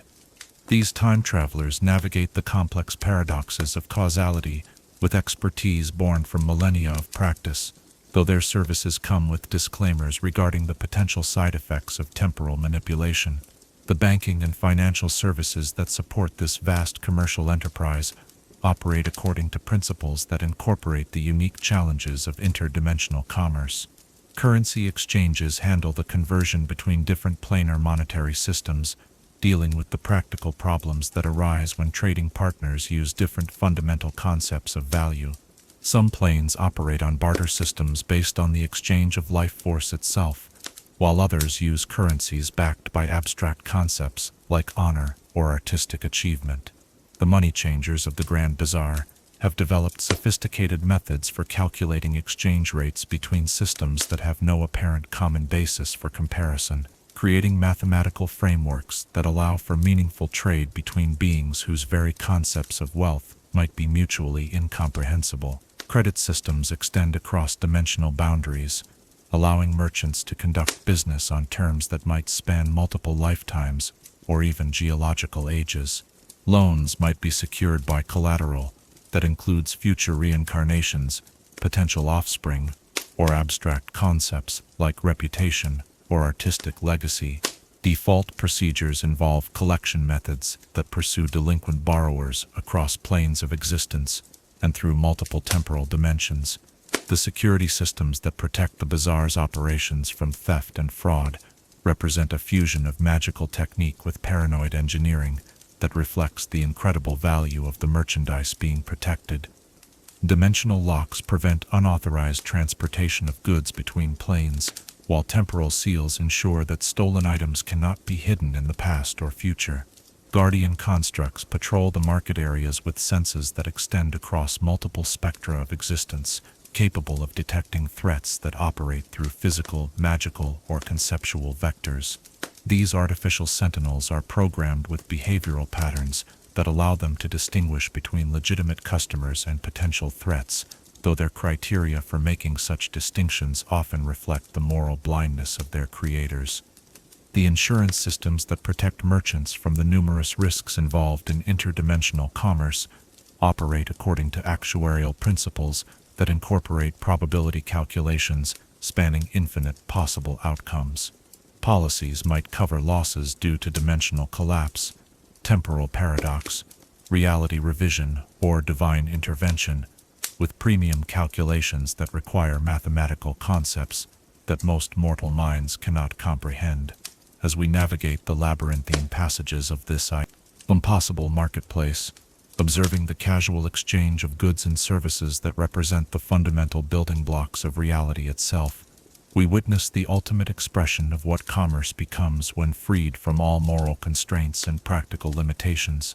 The Grand Bazaar stands as both the crowning achievement of Affrit civilization and its most damning indictment, a monument to the truth that any system, no matter how sophisticated or efficient, ultimately reflects the values of those who create and maintain it. In the endless exchanges that flow through these flame-lit corridors, we see reflected the dark truth that everything, absolutely everything, has a price for those willing to pay it, and that the cost of such unlimited commerce may ultimately be the soul of the civilization that practices it. Chapter 6. The Affrit Nobility. Pride, when coupled with immortality and unlimited power, ceases to be a mere character flaw and becomes instead a cosmic force capable of reshaping reality according to its demands. In the great houses of the Affrit nobility, where bloodlines stretch back to the first flames that danced in the primordial darkness, and honor is measured not in years, but in millennia of accumulated glory, we encounter beings for whom the very concept of humility has become not merely foreign, but literally incomprehensible. Here, among the scions of elemental fire, whose names burn eternal in the annals of Conquest, and whose smallest slight can ignite conflicts that rage across dimensions, pride has evolved into something far more dangerous, a fundamental organizing principle that governs not only individual behavior, but the entire structure of a society built upon the worship of its own supremacy. The great houses that comprise the highest echelons of Affrit society trace their origins to the primordial age when the first Sultan began his campaign of elemental conquest, their founders having earned their positions through displays of power and loyalty that have become the stuff of legend. Yet these ancient bloodlines, far from creating stability through tradition, have instead given birth to a web of rivalries so complex and bitter that even their immortal participants sometimes lose track of the original causes of their conflicts. House Pyrathian stands as the most ancient and prestigious of all noble lineages, its patriarch claiming direct descent from the first spark that ignited in the heart of the fire plane itself. The current Duke of Pyrathian, whose true name is spoken only in whispers even within the Sultan's inner circle, commands territories that span multiple dimensional planes and armies that number in the millions. His palace, built from crystallized starfire and cooled by the breath of enslaved winter elementals, serves as both a residence and a fortress capable of withstanding siege by divine powers. The Duke's legendary pride manifests in his refusal to acknowledge the existence of any being he considers beneath his station, a category that includes most of the other Affrit nobles and virtually all non-Affrit entities. His court ceremonies require that all visitors approach his throne by crawling across floors of polished obsidian while reciting formulaic acknowledgments of their own unworthiness. Those who refuse these humiliating protocols find themselves banned not merely from his presence, but from entire districts of the city under his control. House Ignitus claims prominence through its mastery of military arts, its members having served as the Sultan's primary generals throughout the endless campaigns of conquest that have expanded Affrit dominance across the multiverse. The Marquess of Ignitus, a being whose strategic genius is matched only by his capacity for creative cruelty, maintains private armies that serve as both enforcement mechanisms for his will and testing grounds for innovative methods of warfare. The current Marquess has gained particular notoriety for his development of psychological warfare techniques that operate across dimensional boundaries, allowing his forces to defeat enemies by attacking their fundamental concepts of identity and purpose rather than their physical forms. His victories often leave opposing forces technically alive, but completely broken in spirit, transformed into willing servants who actively assist in the conquest of their former allies. The rivalry between House Pyrathian and House Ignitus exemplifies the complex dynamics that govern Affrit noble politics, their conflict rooted in philosophical differences about the nature of supremacy itself. Pyrathian maintains that true nobility derives from ancient bloodline and elemental purity, while Ignitus argues that only military achievement and demonstrated power deserve recognition. This disagreement, which began as a theoretical debate over precedence at court ceremonies, has evolved over millennia into a cold war that affects every aspect of city politics. Their competition manifests in elaborate schemes designed to humiliate and undermine each other without providing grounds for formal challenge. Pyrathian agents infiltrate Ignitus military academies to recruit promising young officers, while Ignitus operatives spread carefully crafted rumors about the Pyrathian bloodline's supposed contamination by lesser elemental influences. Both houses maintain networks of spies and saboteurs whose activities create a constant undercurrent of tension that keeps the entire noble community in a state of perpetual alertness. House Calderon has built its reputation on mastery of elemental magic and scholarly achievement, its libraries containing knowledge gathered from across the multiverse through millennia of systematic acquisition. The Countess of Calderon, renowned for her synthesis of theoretical magical principles with practical applications, maintains research facilities where enslaved scholars work under conditions designed to maximize their intellectual output while ensuring their complete loyalty to their captors. Her most famous achievement involves the development of flame-based telepathy networks that allow instant communication across unlimited distances, a breakthrough that has revolutionized both military command structures and commercial operations throughout the Affrit Empire. The knowledge required for this innovation was extracted through elaborate torture procedures from captured telepathic entities, their suffering serving as both a source of information and a demonstration of Calderon's superiority over lesser forms of consciousness. The philosophical differences between House Calderon and the military-focused House Ignitus have created another axis of noble conflict, with each house claiming that their particular approach to dominance represents the true path to Affrit supremacy. Calderon maintains that knowledge and magical mastery provide the only sustainable foundation for eternal rule, while Ignitus argues that all theoretical achievements prove meaningless without the military power necessary to impose them upon unwilling subjects. House Thermidor specializes in economic manipulation and commercial dominance, its members controlling vast trading networks that extend throughout the known planes of existence. The Baron of Thermidor has achieved a level of wealth that allows him to purchase entire civilizations as casual acquisitions, often buying and selling the freedom of entire species as part of larger commercial transactions. His approach to nobility differs markedly from his peers, as he measures status not through military conquest or magical achievement, but through the ability to reduce others to economic dependency. His favorite strategy involves offering desperately needed resources to struggling civilizations on terms that appear generous but contain hidden clauses that gradually transfer control of the debtor society's essential infrastructure to Thermidor agents.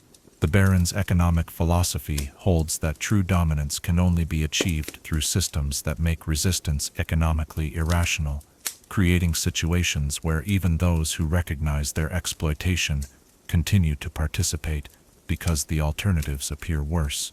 His success in implementing these strategies has earned him grudging respect from his peers, even as they privately despise his methods as insufficiently direct for true Affrit sensibilities. House Volcanus has earned distinction through its mastery of crafting and engineering, creating artifacts and constructions that serve both practical and symbolic purposes in demonstrating Affrit superiority. The current Duchess of Volcanus oversees workshops where enslaved artisans labor under conditions designed to extract not merely their skills but their creative inspiration, producing works that combine technical excellence with the emotional resonance that comes from suffering. Her most celebrated creation is a suit of armor, forged from crystallized pain, each piece shaped from the concentrated anguish of a different sentient species. The resulting protection provides not only physical defense but psychological warfare capabilities, as enemies who look upon it experience sympathetic echoes of the suffering used in its creation. The armor has become a symbol of Volcanus' achievement and a demonstration of the artistic heights that can be reached when moral constraints are completely abandoned. The competition between noble houses extends into every aspect of their existence, from the grandeur of their palaces to the sophistication of their methods for tormenting enemies. Architecture serves as both functional shelter and political statement, with each house striving to create residences that surpass their rivals in both magnificence and impossibility. House Pyrathian's palace exists partially outside normal space-time, its rooms arranged according to geometries that allow the Duke to be present in multiple locations simultaneously, while maintaining temporal continuity across all manifestations. House Ignitus has constructed a fortress that phases in and out of reality according to carefully calculated patterns, making it impossible for enemies to mount sustained attacks while allowing its defenders to strike from positions of temporary materiality.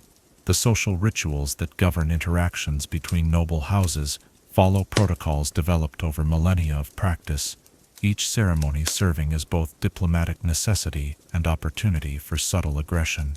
Formal dinners become exercises in demonstrating superiority through the exotic nature of the cuisine, with hosts competing to serve delicacies that require increasingly elaborate methods of preparation and acquisition. A typical noble banquet might feature courses prepared from ingredients that exist only in theoretical form, until the moment of consumption, dishes that tell stories through their flavors, or wines aged in temporal loops that allow them to develop complexity over subjective centuries, while occupying only moments of real time. The conversations that accompany these meals operate on multiple levels simultaneously, with surface discussions of art and philosophy concealing elaborate exchanges of threats, promises, and intelligence. Marriage alliances between noble houses serve as temporary ceasefires in ongoing conflicts rather than genuine unions based on affection or compatibility. These arrangements typically involve complex negotiations that may span decades, with terms that address not only the immediate political implications, but the long-term consequences of genetic combination between different elemental bloodlines. The wedding ceremonies themselves often serve as occasions for displays of power and wealth, that are intended to intimidate rival houses as much as celebrate the union being formalized. Gift exchanges become opportunities for demonstrating both generosity and subtle menace, with presents chosen for their ability to convey multiple layers of meaning to recipients capable of interpreting the symbolic implications. The education of young Affrit nobles reflects the values and priorities of their parents, with curricula designed to prepare them for lives of eternal competition and dominance. Children learn not merely academic subjects but practical skills in manipulation, intimidation, and the reading of complex social dynamics that govern their society. Advanced students participate in elaborate war games that use enslaved populations as playing pieces, learning strategic thinking through exercises that treat sentient beings as expendable resources. These educational experiences serve not only to develop tactical abilities, but to reinforce the fundamental assumptions about Affrit's superiority that underlie their entire social system. The concept of honor among the Affrit nobility operates according to principles that would be incomprehensible to beings raised in societies based on concepts of universal rights or moral reciprocity. Affrit honor derives not from adherence to ethical principles, but from the successful demonstration of superiority over others, measured through the accumulation of victories, the acquisition of rare possessions, and the infliction of memorable humiliations upon rivals.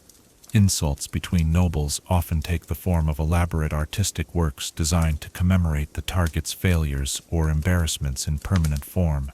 A sculpture depicting a rival's military defeat might be commissioned and placed in a prominent public location, while a poem cataloging another noble's social missteps could be set to music and performed at important gatherings throughout the city. The pursuit of revenge among immortal beings takes forms that would be impossible for mortal creatures, with schemes that may require centuries to implement and effects that can span multiple generations of their target's descendants. A noble who feels himself wronged might arrange for his enemy's favorite enslaved artist to be slowly driven mad over the course of decades, their deteriorating mental state reflected in increasingly disturbing works that serve as both artistic achievement and psychological torture. The ultimate expression of Affrit noble culture lies in their complete inability to conceive of themselves as anything other than the natural rulers of all existence. Their pride has evolved beyond mere arrogance into a fundamental assumption about the nature of reality itself. Creating beings who genuinely cannot understand why others might object to their dominance or question their right to treat all other forms of consciousness as property. This cosmic blindness to their own moral corruptio has profound implications for every aspect of their civilization, creating social systems that reward cruelty and punish compassion, economic structures that depend on exploitation and suffering, and political arrangements that can only be sustained through the constant application of overwhelming force. The noble houses, for all their individual achievements and sophisticated culture, ultimately serve as monuments to the truth that intelligence and power, when divorced from moral constraint, inevitably produce not enlightenment, but a refined and elegant form of evil that transcends ordinary concepts of corruption. As we observe the daily interactions of these immortal aristocrats, their elaborate ceremonies of dominance and submission, their casual cruelty elevated to the level of high art, we witness the ultimate destination of any society that allows pride to override every other consideration. The Affrit nobility stands as a warning of what awaits any civilization that confuses superiority with righteousness, power with virtue, and the ability to dominate with the right to rule. Chapter 7. The Palace of the Sultan. At the heart of every empire lies a singular place where power achieves its purest expression, where the will of the ruler becomes indistinguishable from the fundamental forces that govern reality itself. In the palace of the Sultan of all flames, rising from the very center of the city of brass, like a mountain of crystallized ambition reaching toward the infinite sky, we encounter not merely a residence or seat of government, but something far more profound and terrible, the physical manifestation of absolute authority, made manifest in architecture that defies every natural law, while serving as the ultimate symbol of what mortals become when they transcend all limitations, save those imposed by their own imagination. The palace complex sprawls across an area that would encompass entire cities in the mortal realm, yet its true dimensions extend far beyond what conventional geometry can contain.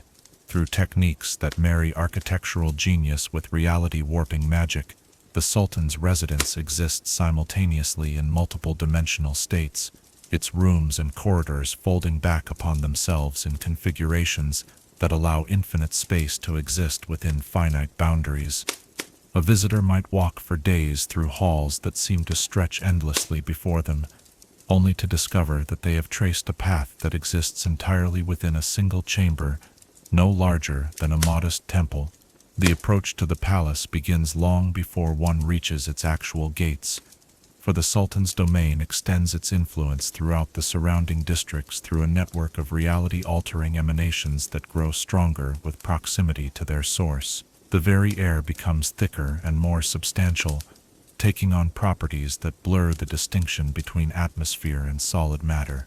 Colors gain intensity beyond normal perception, while sounds acquire harmonics that resonate through dimensions of experience that most beings do not possess the sensory apparatus to detect. The outer courts serve as both reception areas for visiting dignitaries and demonstration grounds, where the Sultan's power can be displayed to maximum effect. Here, in plazas paved with tiles that shift between different precious metals according to the emotional state of those who walk upon them, delegations from across the multiverse wait for audiences that may be granted immediately or delayed for subjective centuries, depending upon their sovereign's momentary whims. The gardens that surround these courtyards represent perhaps the most alien aspect of the palace's design, for they contain not plants in any conventional sense, but living sculptures crafted from crystallized emotions and abstract concepts given physical form. Trees of solidified joy grow alongside bushes of concentrated sorrow, their branches intertwining to create shade patterns that induce specific psychological states in those who rest beneath them. Flowers of pure mathematical concepts bloom in precisely calculated arrangements that spell out formulae for reality manipulation in languages that exist only within the Sultan's mind. The fountains that provide focal points for these impossible gardens flow not with water, but with liquid time, streams of crystallized temporality that move at different rates, depending upon their distance from the palace's central core. Visitors who drink from these temporal springs experience subjective hours that pass in objective minutes, or conversely find themselves trapped in moments that stretch across perceived eternities, while the world around them continues at normal pace. The middle courts, accessible only to those who have demonstrated their worthiness through displays of power, wealth, or artistic achievement, contain the administrative machinery that governs the Sultan's vast empire. Here, in chambers whose walls are covered with living maps that update themselves in real time to reflect changing political and military situations throughout the multiverse, the daily business of ruling infinite territories is conducted by bureaucrats whose immortal lifespans allow them to pursue administrative projects that might span geological ages. The archive of all knowledge occupies an entire wing of the middle courts, its collection encompassing not merely written records, but preserved experiences, crystallized thoughts, and bound concepts that have been extracted from the minds of conquered sages throughout the cosmos. The archivists who maintain this repository have developed techniques for organizing information that transcend conventional cataloging systems, creating indexing methods based on emotional resonance, philosophical significance, and temporal relevance that allow instant access to any piece of knowledge ever acquired by the Sultan's forces. The most closely guarded sections of this archive contain information that is considered too dangerous for general access, knowledge that could reshape reality if misused or destroy entire planes of existence if improperly applied. These sealed chambers require special authorization from the Sultan himself to enter, and even then only under conditions that ensure the visitor's complete loyalty and psychological stability. The inner courts, reserved for the Sultan's personal use and the activities of his most trusted servants, represent the ultimate expression of his aesthetic preferences and philosophical principles. Here, form and function blend seamlessly as every surface, every architectural element, every decorative detail serves multiple purposes that range from the practical to the symbolic to the actively magical. The throne room itself occupies the geometric center of the entire complex, its position calculated to serve as the focal point for all the palace's reality-altering energies. The chamber exists in a state of constant architectural evolution, its dimensions and configuration changing according to the Sultan's emotional state and the nature of the business being conducted within its walls. During formal court sessions, the room expands to accommodate thousands of attendees, while intimate discussions cause it to contract to create an atmosphere of forced proximity that enhances the psychological pressure on the Sultan's conversation partners.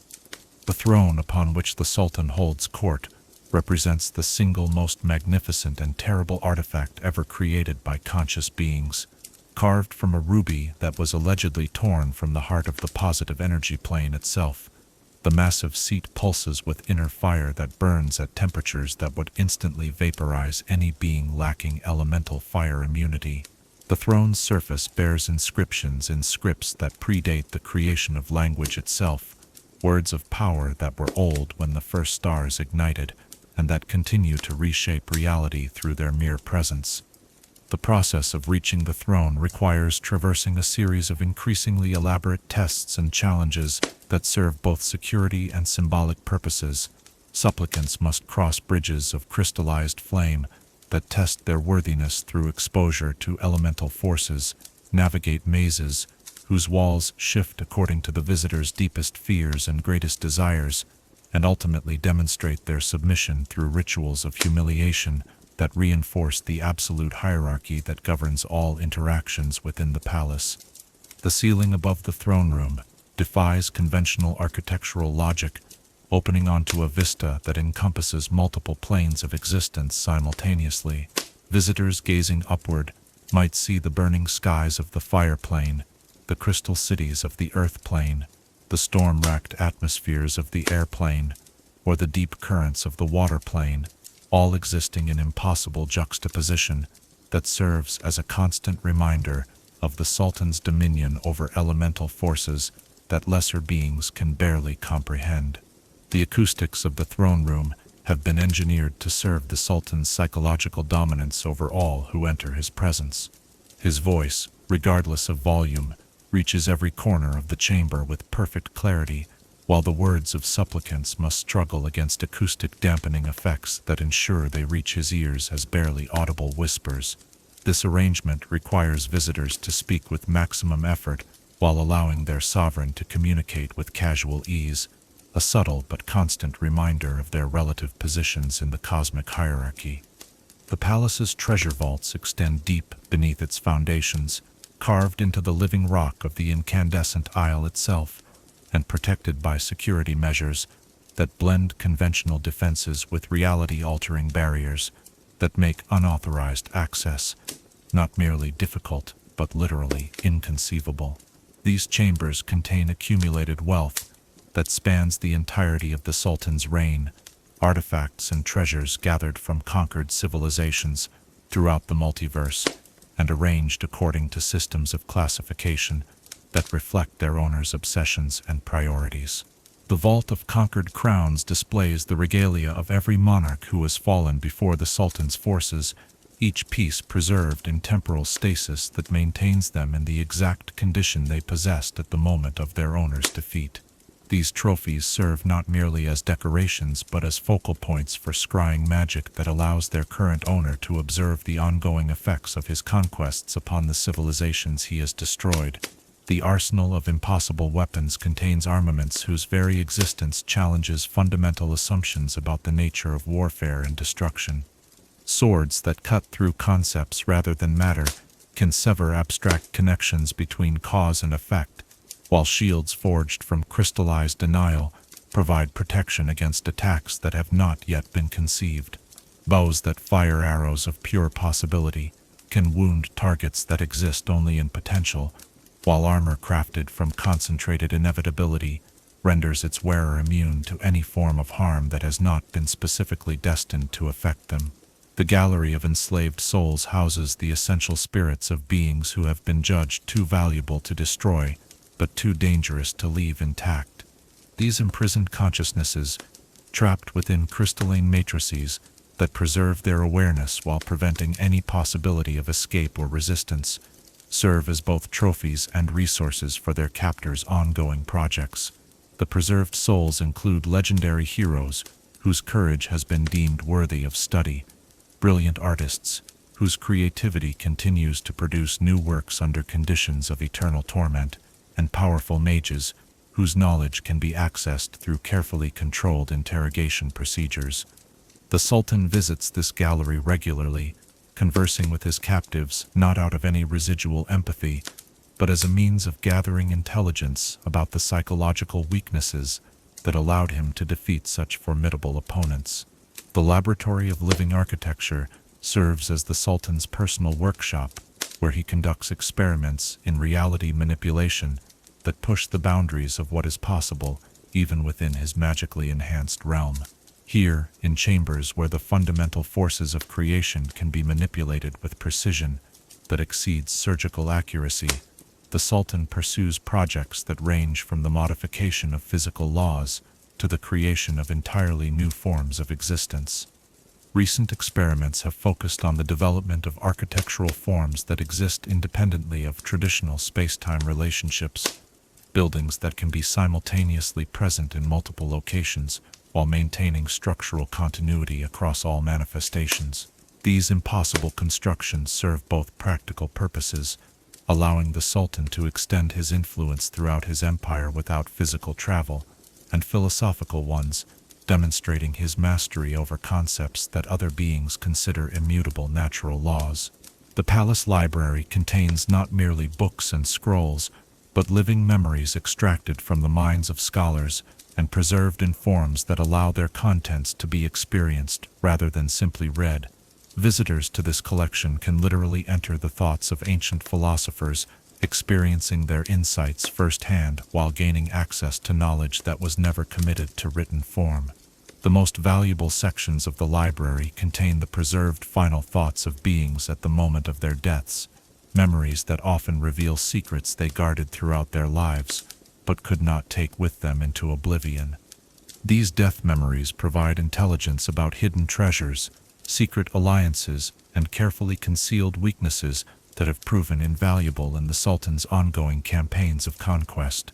The private chambers where the Sultan conducts his most intimate activities reflect his personality with terrifying clarity, revealing the psychological landscape of a being whose power has elevated him so far above normal existence that he has lost all connection to the experiences that define consciousness for lesser entities.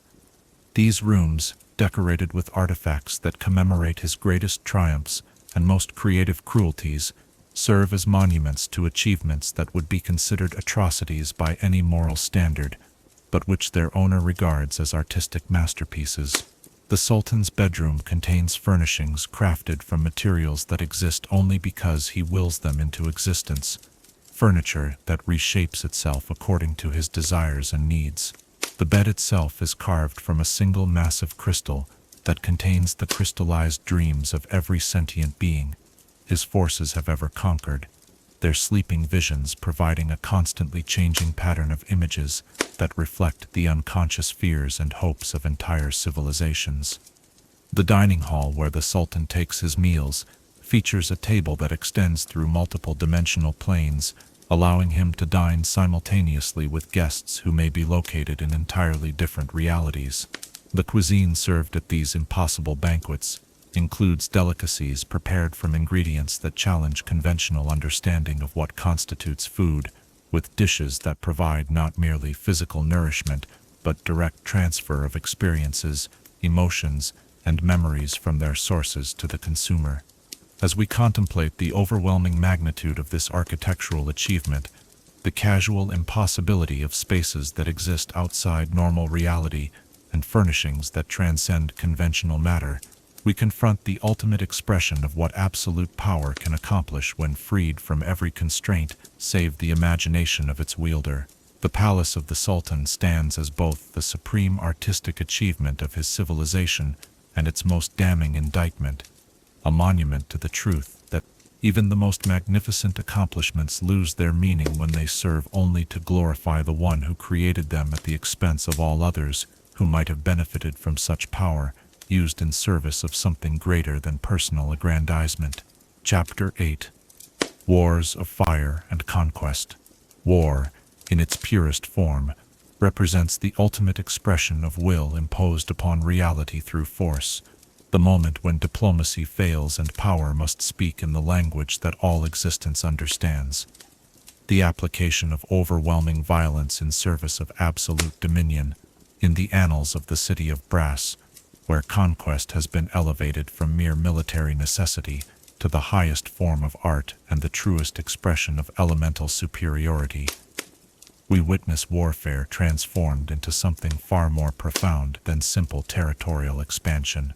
Here, in the campaigns that have raged across multiple planes of existence for millennia without pause, conflict becomes a cosmic force that reshapes not merely political boundaries, but the fundamental nature of reality itself. The military philosophy that drives Affrit warfare stems from a worldview that recognizes only two categories of existence, the rulers and the ruled, with no possibility of coexistence between equals. This binary understanding of power relationships has produced strategic doctrines that aim not merely for victory, but for the complete subjugation of all opposition, creating conflicts that can only end with the total destruction or absolute submission of one side or the other. The first great war that established the pattern for all subsequent Affrit military campaigns was the War of Elemental Binding, the massive conflict that began with the Sultan's decision to expand his dominion beyond the fire plane itself. This primordial struggle, which lasted for over 10,000 years and reshaped the fundamental relationships between the elemental forces, serves as both the founding myth of Affrit supremacy and the practical template for all their subsequent conquests. The campaign against the Jinn of the airplane exemplified the strategic principles that would define Affrit military doctrine for all eternity. Rather than attempting to match their enemy's mastery of aerial warfare, the Affrit forces focused on what would become known as environmental dominance, the systematic alteration of battlefield conditions to favor their own elemental nature while negating their opponent's advantages. The Burning Sky offensive saw Affrit mages working in unprecedented coordination to alter the atmospheric composition of entire regions within the airplane, replacing the clean winds that sustained Jinn civilization with superheated gases that carried the essence of elemental fire into the heart of enemy territory. This atmospheric warfare created combat conditions where Jinn forces found themselves weakened and disoriented, while Affrit troops operated at maximum effectiveness. The siege of the Cloud Citadel of Hyan Ko, the greatest fortress of the Jinn nobility, demonstrated the Affrit mastery of what military historians would later term temporal assault. Rather than attempting to breach the citadel's defenses through conventional means, Affrit chronomancers created temporal distortion fields that accelerated the passage of time within the fortress while leaving its surroundings unaffected.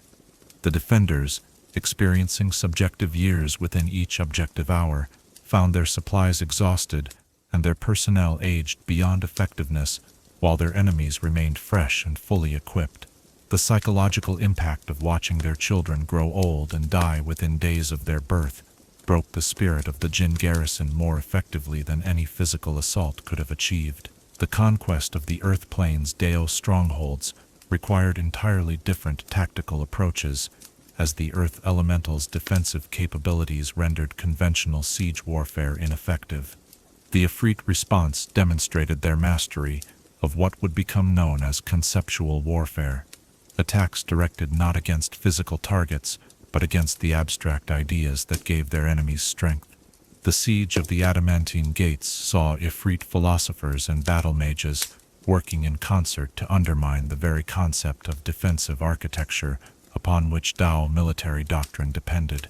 Through carefully orchestrated reality alteration spells, they gradually redefined the fundamental properties of strength and durability within the affected areas, causing supposedly impregnable fortifications to crumble not through physical force, but through the erosion of the ideas that gave them structural integrity. The campaign against the Marid of the water plane proved the most challenging and brutal of all the elemental wars, as the fundamental opposition between fire and water created battlefield conditions where victory required not merely tactical superiority, but the willingness to pursue strategies that bordered on cosmic vandalism. The Boiling Sea campaign transformed entire ocean systems into superheated steam, creating environmental disasters that persisted for millennia after the war's conclusion. The Battle of the Coral Throne demonstrated the Affrit willingness to accept casualties that would be unthinkable for mortal armies in pursuit of strategic objectives that transcended conventional military thinking. Affrit forces literally threw themselves into combat situations where survival was impossible, their deaths serving not as failures, but as components in larger magical workings that gradually altered the elemental balance of the entire battlefield. The sacrifice of the Crimson Legio, 10,000 elite Ifrit warriors who allowed themselves to be consumed by Marid water magic, provided the elemental energy necessary to transform the deepest trenches of the water plane into volcanic fissures that poisoned the aquatic environment with sulfurous emanations. This environmental warfare created lasting changes that continue to affect the water plane's ecology to the present day. The military innovations developed during these primordial conflicts established technological and tactical paradigms that have defined Ifrit warfare throughout their subsequent history of conquest. The development of reality anchors, devices that prevent enemy forces from using dimensional travel or reality alteration magic to escape unfavorable battlefield conditions, ensures that Ifrit enemies must face them in direct confrontation rather than relying on evasive tactics. The creation of elemental fusion weapons, armaments that combine the destructive potential of multiple elemental forces under Ifrit control, provides firepower capabilities that exceed anything that single-element armies can deploy. These weapons draw their energy from enslaved elementals of opposing types, using their captives' essential nature as ammunition, while inflicting psychological damage through the forced participation of enemies in their own destruction. The organizational structure of Ifrit military forces reflects their society's rigid hierarchical principles, while maximizing the effectiveness of beings whose immortal nature allows for strategic planning that spans geological timescales. The Legion system divides Ifrit armies into self-contained units that combine traditional military roles with specialized magical and engineering capabilities. Each legion operates as a combined arms force capable of independent action across multiple planes of existence, equipped with its own transportation, supply, and reality manipulation assets. This organizational flexibility allows Ifrit commanders to respond rapidly to changing tactical situations while maintaining the strategic coherence necessary for campaigns that may last for centuries. The command structure places absolute authority in the hands of Ifrit nobles, whose rank within the military hierarchy mirrors their position in the broader social order. This fusion of military and political power ensures that strategic decisions reflect not merely tactical considerations, but the broader goals of Ifrit civilization, while preventing the development of independent military power centers that might challenge the Sultan's authority. The elite guard units that spearhead the most dangerous operations represent the pinnacle of Ifrit military achievement, warriors whose individual power rivals that of minor deities, and whose loyalty to their commanders has been reinforced through magical binding rituals that make betrayal literally impossible. These elite forces serve not merely as combat units, but as extensions of their commander's will, capable of executing complex operations with perfect coordination and absolute dedication. The siege specialists who conduct the reduction of enemy fortifications have elevated the destruction of defensive works to a high art, combining engineering expertise with magical theory to develop siege techniques that operate according to principles beyond conventional understanding. Their methods often focus on attacking the conceptual foundations of enemy defenses rather than their physical structures, using reality alteration magic to undermine the very ideas of protection and security upon which fortifications depend. The intelligence core that provides strategic and tactical information operates through methods that extend far beyond conventional espionage, using temporal scrying to observe enemy plans before they are made, dimensional infiltration to place agents in locations that cannot be reached through normal means, and psychological manipulation to turn enemy commanders against their own forces. The Affrit approach to intelligence gathering reflects their fundamental belief in their own superiority, as they see no moral distinction between legitimate military reconnaissance and the systematic violation of their enemy's privacy, dignity, and mental autonomy. Their methods routinely involve techniques that mortal armies would consider war crimes, but which Affrit commanders regard as natural expressions of their elemental dominance. The logistics systems that support Affrit military operations demonstrate the advantages that immortal armies possess over mortal forces, as supply lines can be maintained across dimensional barriers and through temporal distortions that would be impossible for conventional forces to traverse. Affrit quartermaster units have developed transportation methods that allow armies to carry centuries' worth of supplies in extra-dimensional storage spaces while maintaining full mobility and combat effectiveness. The economic impact of constant warfare has fundamentally shaped Affrit society, creating a civilization where military production and conquest-based acquisition have replaced traditional economic activities. The war economy operates on principles that assume infinite expansion and constant conflict, with resource allocation systems designed to support military operations that may span multiple millennia, while generating sufficient surplus to maintain the luxury and excess that characterize Affrit civilian life. The conquest of the prime material plane represents the ultimate strategic objective of Affrit military planning, a goal that has driven tactical development and strategic thinking for tens of thousands of years. The Long Campaign, as this ultimate conquest is known within military circles, involves preparation phases that dwarf in scope and complexity any historical military undertaking. The infiltration networks that prepare potential target worlds for conquest operate through methods that blur the distinction between military preparation and cultural subversion. Affrit agents, often disguised as merchants, scholars, or religious figures, spend decades or centuries in target societies, gradually introducing ideas and technologies that make those civilizations more vulnerable to eventual conquest, while creating dependency relationships that ease the transition to Affrit rule. The dimensional bridgehead operations that will provide the foundation for full-scale invasion involve the secret construction of portal networks that will allow entire armies to appear simultaneously at strategic locations throughout target worlds. These preparations require the coordination of engineering projects that span multiple planes of existence while maintaining absolute secrecy from the intended victims. The propaganda systems that will accompany and support military conquest have been refined through millennia of experience with resistant populations, developing techniques for psychological warfare that operate at levels far beyond conventional understanding. Affrit military philosophers have created comprehensive doctrines for the systematic destruction of enemy morale, cultural identity, and philosophical foundations that will allow conquered populations to be integrated into Affrit society with minimal ongoing resistance.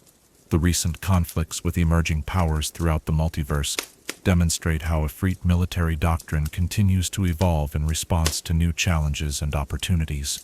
The shadow wars against the forces of the negative energy plane have required the development of entirely new categories of weapons and tactics designed to combat enemies whose very existence negates the life force that sustains conventional armies. The exploration wars that seek to identify and catalog new planes of existence for potential conquest represent perhaps the most ambitious expansion of Affrit military thinking, involving expeditionary forces that operate in realms where the fundamental laws of physics may not apply, and where traditional military strategies prove inadequate. These frontier campaigns have produced innovations in adaptive warfare that allow Affrit forces to rapidly adjust their tactics and equipment, to function effectively in environments that may operate according to completely alien principles. The flexibility and creativity demonstrated in these operations have established new standards for military excellence, while opening vast new territories for eventual incorporation into the Affrit Empire. As we survey the vast scope of these military campaigns, the endless cycles of conquest and subjugation that have defined Affrit civilization for countless millennia, we witness warfare elevated beyond mere political instrument to become the fundamental organizing principle of an entire society. The wars of fire and conquest serve as both the source of Affrit power and the demonstration of its ultimate emptiness, revealing a civilization that has achieved military supremacy over vast reaches of the multiverse, while losing sight of any purpose for that dominance beyond the simple satisfaction of exercising it. Chapter 9. The Brass Legions. An army is more than the sum of its individual warriors, for in the crucible of organized warfare, disparate elements forge themselves into instruments of collective will that can reshape the very foundations of reality through coordinated application of force. In the brass legions of the city of Brass, where immortal soldiers march in formations that have remained unbroken for millennia, and where tactical doctrines refined through countless campaigns have achieved a perfection that borders on the divine, we witness military organization elevated to its ultimate expression, a fighting force so supremely effective that entire planes of existence have learned to tremble at the sound of their approach. The structure of the brass legions reflects the rigid hierarchical principles that govern all aspects of Affrit society, yet within this framework exists a tactical flexibility that allows for rapid adaptation to any battlefield condition or enemy strategy.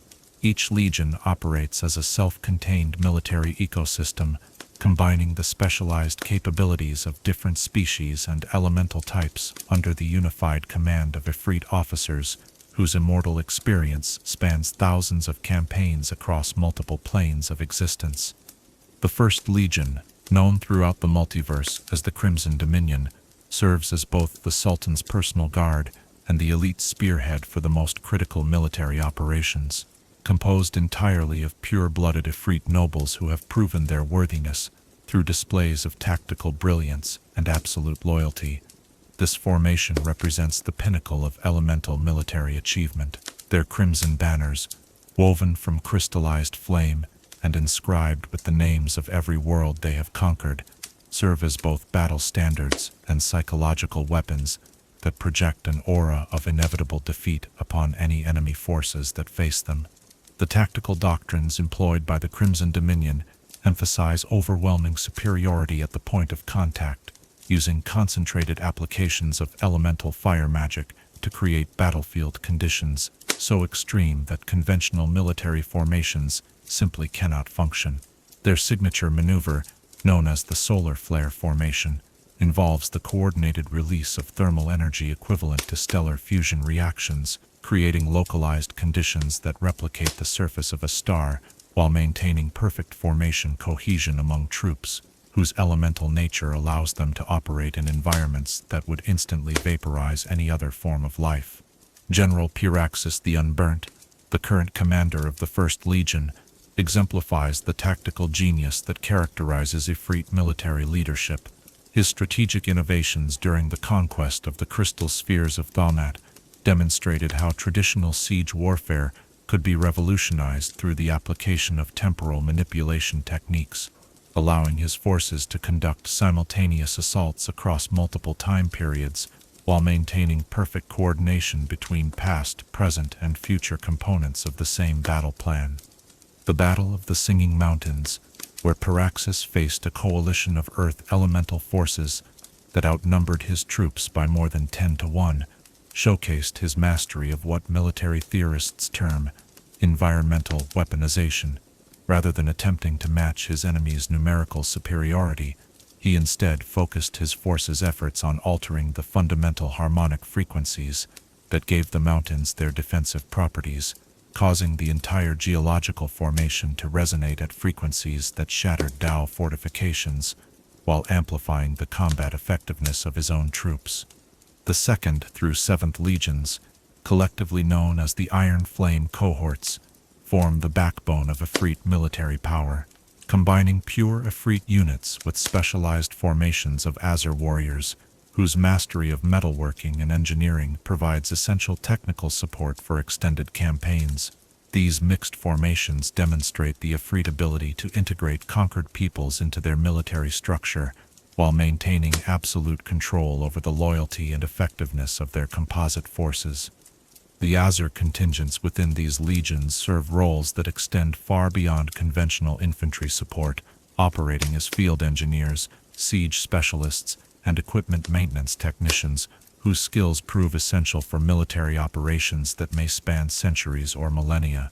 Their natural affinity for metalworking has been adapted to create battlefield applications that include rapid fortification construction, siege engine fabrication, and the maintenance of complex magical weaponry that requires constant attention to remain functional in the extreme conditions of interplanar warfare. Marshal Thermion Brassbeard, the Azure commander of the 4th Legion's Engineering Corps, has achieved legendary status through his innovations in mobile siege warfare. His development of the molten bore technique allows Affrit forces to tunnel through virtually any defensive barrier by creating controlled lava flows that can be directed with surgical precision, while his flame-forge system enables entire armies to manufacture replacement equipment and ammunition in the field, using nothing more than raw elemental energy and basic mineral resources.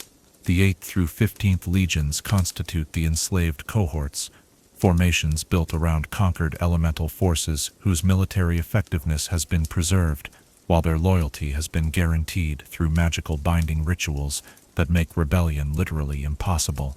These units demonstrate the dark genius of Affrit military philosophy, which seeks not merely to defeat enemies, but to transform them into assets that strengthen the very forces that conquered them.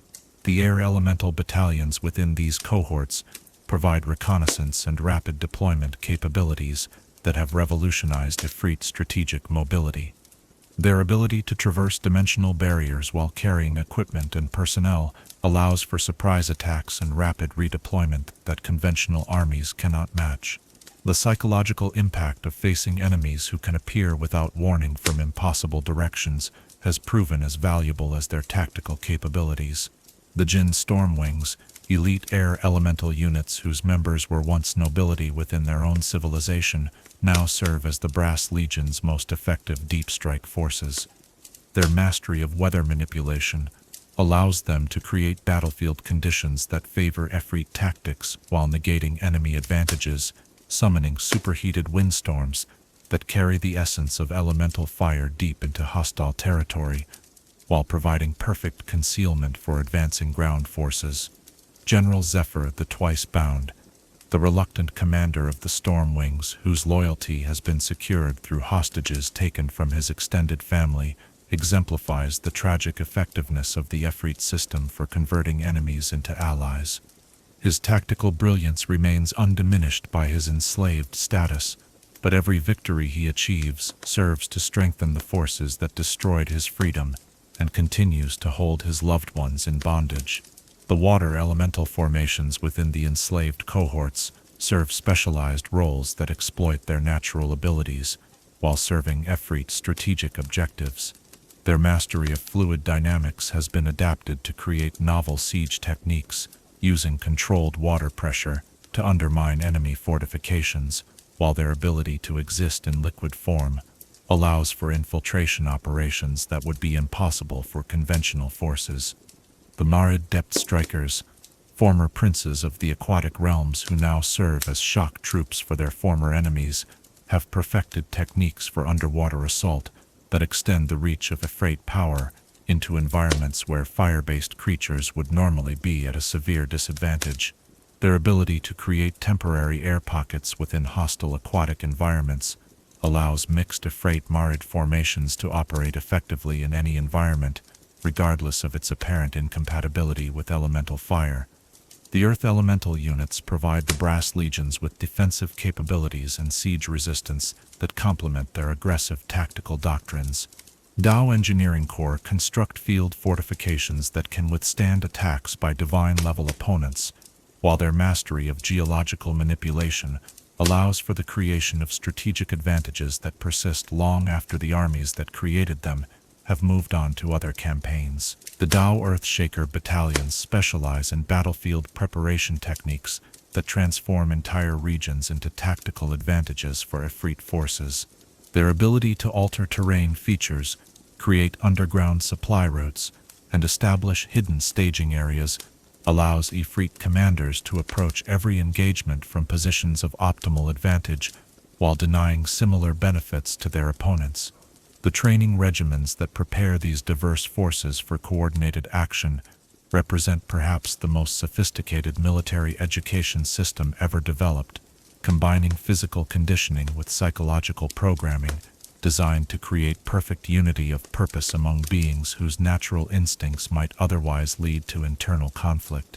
The great drill fields that surround the city of Brass echo day and night with the sounds of formations practicing maneuvers that seamlessly integrate the capabilities of different elemental types while maintaining the tactical cohesion necessary for effective military action. The blood games that serve as final examinations for graduating military units pit different formations against each other in combat, exercises that use live ammunition and real consequences to test their readiness for actual warfare. These brutal competitions serve multiple purposes, identifying weak points in training programs while eliminating individuals whose loyalty or competence falls short of military standards, all while providing entertainment for Affrit nobility who attend these events as spectator sports. The weapons and equipment that arm the Brass Legions represent the fusion of magical theory with practical engineering, creating armaments that operate according to principles that transcend conventional understanding of warfare technology. Standard issue equipment includes weapons that can alter their fundamental properties according to tactical requirements, armor that provides protection against attacks that operate through multiple dimensional vectors, and support equipment that allows individual soldiers to function effectively in environments that would normally be instantly lethal. The flame lances carried by Affrit heavy infantry serve as both melee weapons and ranged artillery, their crystalline cores containing compressed elemental fire that can be released in controlled bursts or devastating area attacks. The weapon's design allows for rapid switching between different combat modes, providing tactical flexibility that enables individual soldiers to respond effectively to rapidly changing battlefield conditions. The brass mail, worn by standard Legion infantry, provides protection that extends beyond mere physical defense, incorporating magical matrices that deflect attacks based on conceptual principles rather than kinetic energy. A sword blow that should penetrate conventional armor might be turned aside if the armor's enchantments determine that the attack lacks sufficient philosophical justification, while strikes that embody profound commitment to justice or righteousness might penetrate defenses that would stop conventional weapons. The siege equipment deployed by the Brass Legions demonstrates the application of elemental mastery to military engineering, creating weapons that operate according to principles that conventional armies cannot hope to match.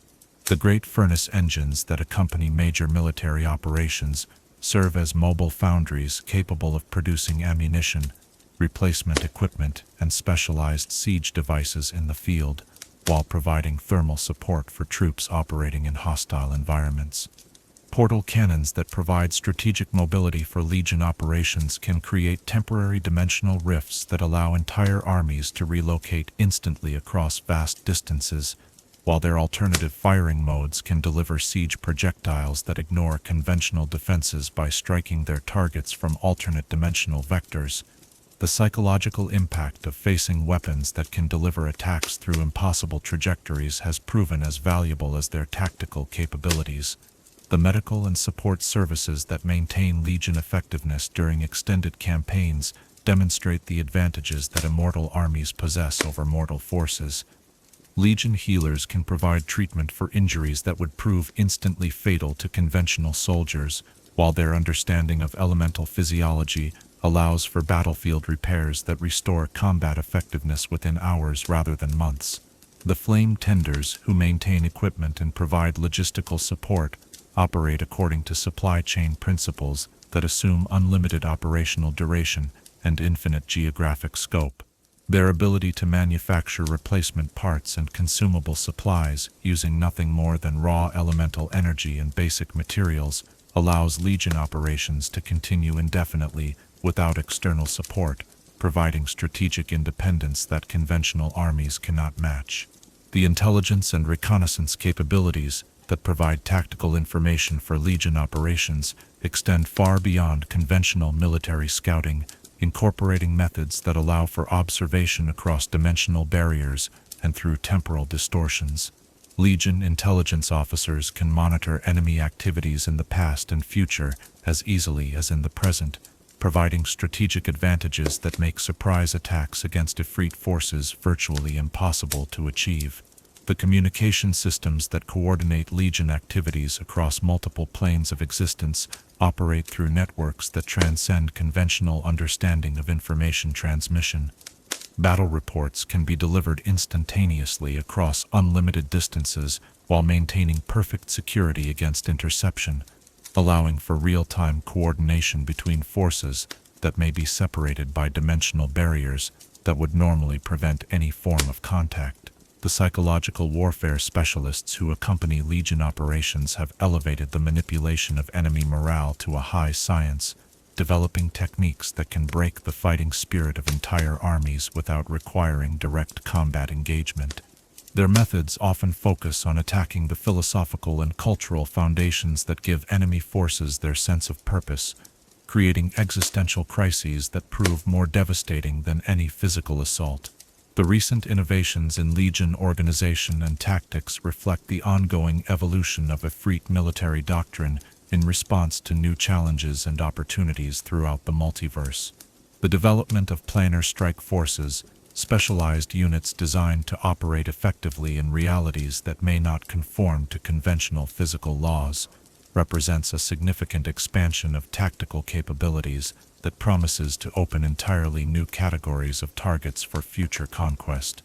As we observe the daily operations of these magnificent and terrible military formations, the perfect coordination of their movements, and the casual efficiency with which they prepare for campaigns of conquest that may span millennia, we witness the ultimate expression of organized violence, refined through countless generations of practical experience. The brass legions stand as monuments to the truth that military excellence, like all forms of achievement, ultimately reflects the values and priorities of the civilization that creates it, serving as both the supreme expression of Affrit power and the most damning evidence of what that power has cost, both its wielders and its victims. Chapter 10.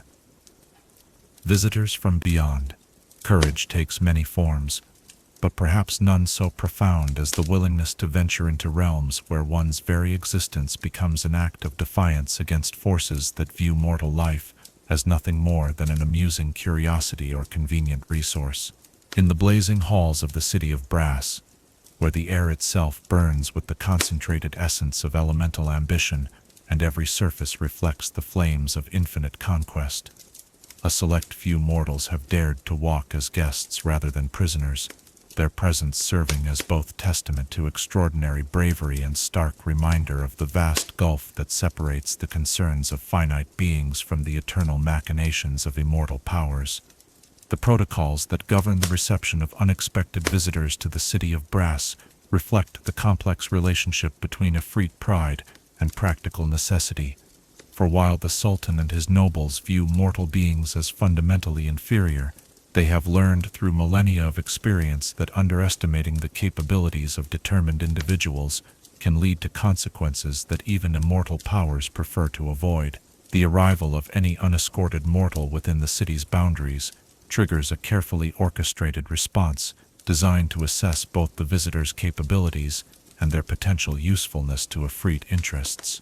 The Gateway Wardens, elite Affrit guards whose duties include monitoring all dimensional incursions into their realm, maintain constant vigilance over the portal networks that connect the city of Brass to the broader multiverse. These sentinels possess the authority to grant temporary sanctuary to visitors whose presence might serve their master's purposes, while immediately incinerating those whose arrival appears motivated by hostile intent or mere curiosity. The evaluation process that determines a mortal visitor's fate operates according to criteria that would seem arbitrary to beings accustomed to conventional standards of justice or mercy. A powerful wizard, whose magical abilities might pose a theoretical threat, could be welcomed as an honored guest if his knowledge proves valuable, while a humble merchant whose only crime is seeking profitable trade might find himself enslaved simply because his timing coincides with a quota shortage in the slave markets. The legendary arrival of Khalil ibn Rashad, the master explorer, whose journals provide the most detailed mortal account of life within the city of brass, exemplifies both the perils and possibilities that await those bold enough to seek audience with the Sultan of all flames. His initial reception, a ceremony that lasted for 7 days and involved tests of courage, wisdom, and endurance that would have destroyed lesser individuals, established the template for all subsequent diplomatic interactions between the Affrit court and mortal representatives. Khalil's famous ordeal of the burning path required him to walk barefoot across a corridor of superheated brass while maintaining perfect composure and answering complex riddles posed by invisible Affrit interrogators. The physical pain of this trial, described in his journals as exceeding anything he had previously experienced, served not merely as a test of endurance, but as a demonstration of the fundamental power differential between mortal flesh and elemental force. The philosophical examination that followed tested not Khalil's knowledge, but his understanding of his own limitations, requiring him to acknowledge his inferior status while simultaneously demonstrating sufficient worthiness to justify continued existence.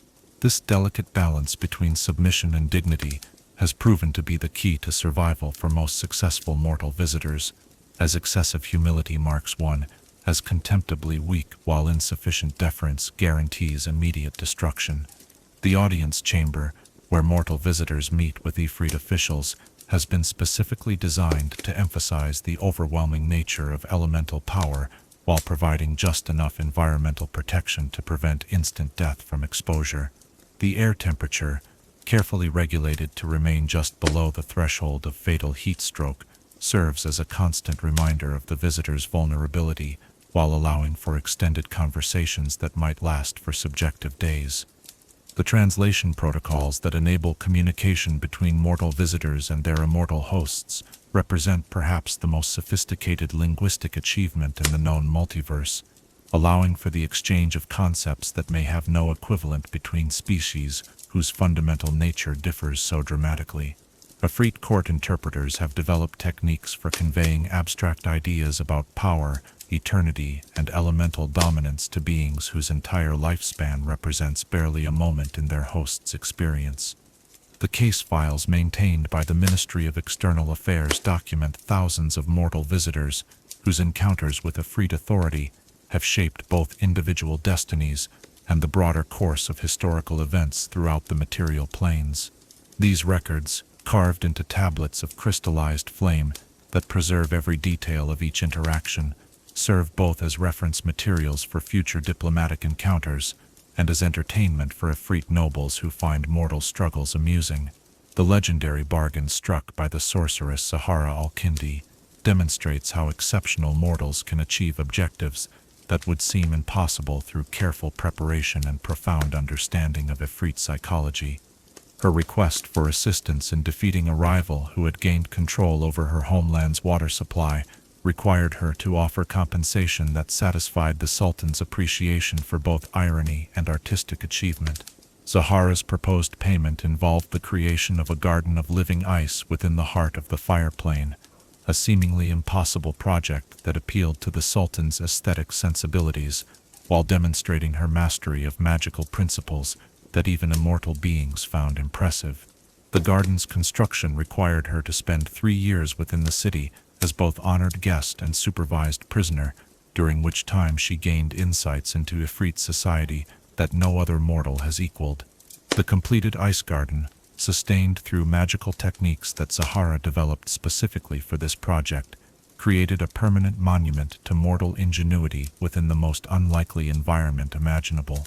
The Sultan's delight with this achievement led him to honor his agreement while simultaneously commissioning additional projects that extended Zahara's stay and deepened her understanding of elemental politics. The chronicles maintained by the palace scribes record numerous instances where mortal visitors have provided services that proved valuable to their immortal hosts, often in ways that neither party anticipated at the time of their initial negotiations. The merchant prince Hassan al-Baghdadi gained audience with the Sultan while seeking trade agreements that would allow him to export Ifrit-crafted goods to material plane markets, but his visit coincided with a period when the city's intelligence services needed detailed information about political developments in his home region. Hassan's willingness to serve as an intelligence asset, providing regular reports about military movements and political alliances among material plane kingdoms, earned him a trading monopoly that made him one of the wealthiest individuals in his world's history. His success demonstrated how mortals could achieve their objectives by aligning their goals with Affrit's strategic interests, though his ultimate fate serves as a reminder of the costs associated with such partnerships. The final entry in Hassan's case file, recorded 27 years after his initial visit, notes his transformation into an Affrit-bound soul following his death from natural causes. His consciousness, preserved through magical techniques and bound to serve his former trading partners for eternity, continues to provide commercial intelligence while serving as a cautionary example of how temporary alliances with immortal powers often outlast the mortal participants who initiate them. The scholarly expeditions that have ventured to the city of Brass in pursuit of knowledge have achieved varying degrees of success, with outcomes that generally correlate to the perceived value of the information they seek and their willingness to pay appropriate prices for access. The Academy of Planar Studies at the University of Sigil has maintained a program of regular diplomatic missions to the city for over 8 centuries, their representatives serving as semi-official ambassadors while gathering intelligence about Affrit military capabilities and strategic planning. Professor Lydia Blackwood, the current head of the Academy's Affrit Studies program, has achieved unprecedented access to palace archives through her willingness to share research findings that advance Affrit understanding of material plane vulnerabilities.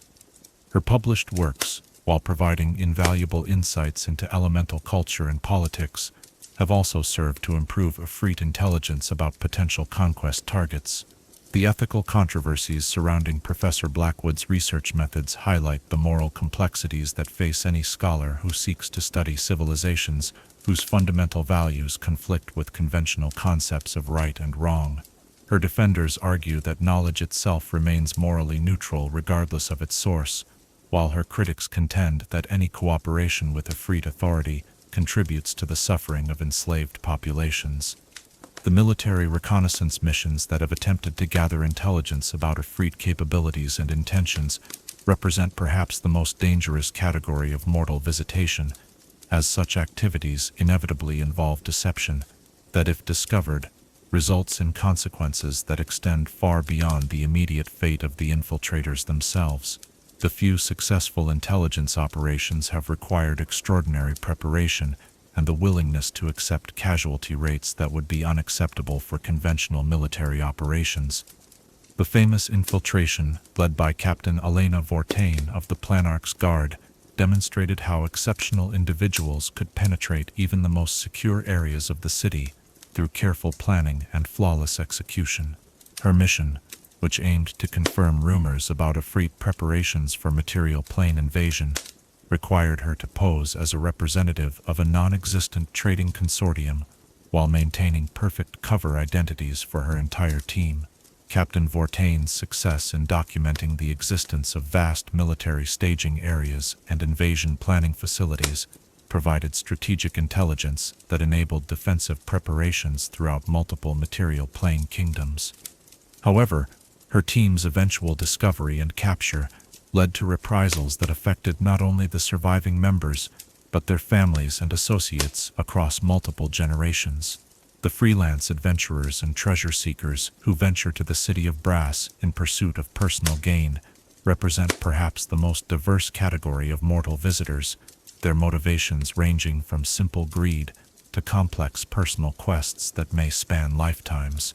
The success rate for such individual expeditions remains extremely low, but the occasional spectacular achievement serves to inspire new generations of fortune seekers.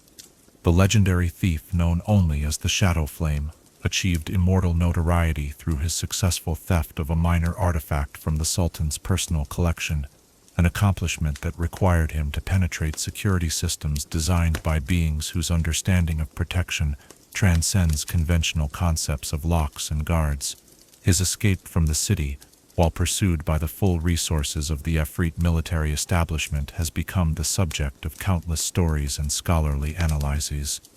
The artifact in question, a crystalline sphere containing the preserved final thoughts of a conquered deity, possessed value that extended far beyond its material worth, to include strategic intelligence about divine vulnerabilities that several pantheons considered essential to their security.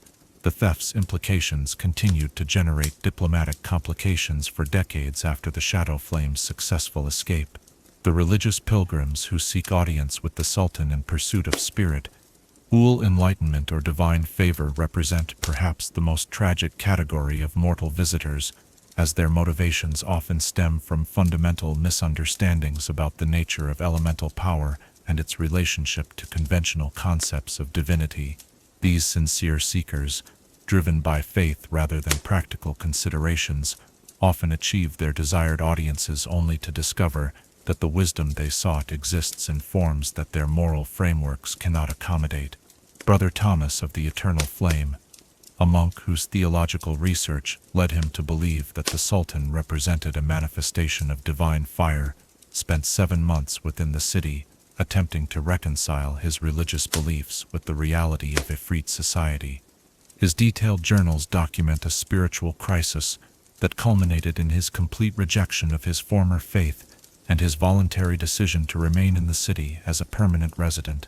The transformation of Brother Thomas from religious seeker to willing collaborator illustrates how exposure to Affrit values can fundamentally alter even the most committed individuals, gradually eroding moral convictions that once seemed unshakable. His current position as a translator and cultural liaison for other mortal visitors demonstrates how the city's influence can persist long after the initial exposure has ended. The diplomatic missions that represent formal negotiations between Affrit authority and material plane governments operate according to protocols that reflect the fundamental power imbalance between immortal and mortal civilizations. These official exchanges typically involve concessions that favor Affrit interests so heavily that material plane negotiators often find themselves functioning as instruments of their host's policy rather than representatives of their own people's welfare. The treaty of brass and iron, negotiated between the Sultan's representatives and the coalition of free cities, demonstrates how even the most carefully crafted agreements tend to favor parties whose negotiating position includes the implicit threat of unlimited military force. The treaty's commercial provisions, while providing significant short-term benefits to material plane signatories, include clauses that grant Affrit merchants unprecedented access to strategic resources and transportation networks. The long-term implications of these agreements often become apparent only after multiple generations of implementation, when material plane societies discover that their growing dependence on Affrit trade and technology has fundamentally altered their social structures and strategic capabilities. The coalition's current military weakness relative to neighboring powers can be directly attributed to security arrangements that seemed advantageous when first negotiated, but have proven increasingly constraining over time. As we observe the careful choreography of these cross-planar encounters, the elaborate protocols that govern interaction between immortal hosts and mortal visitors, we witness the ultimate expression of diplomacy between beings whose fundamental nature and objectives remain irreconcilably different. The presence of mortals within the city of brass serves as both testament to the courage that drives individuals to seek the impossible and stark reminder of the prices that such achievements inevitably demand, creating stories that inspire and warn in equal measure, while illustrating the eternal truth that contact between civilizations of vastly different power inevitably transforms both parties in ways that neither can fully anticipate or control. Chapter 11. The Price of Elemental Mastery. Every action ripples through the fabric of existence, creating consequences that extend far beyond the immediate intentions of those who set them in motion. And nowhere is this fundamental truth more starkly demonstrated than in the cosmic reverberations that flow from the city of brass like waves of superheated reality, warping the very structure of the multiverse itself.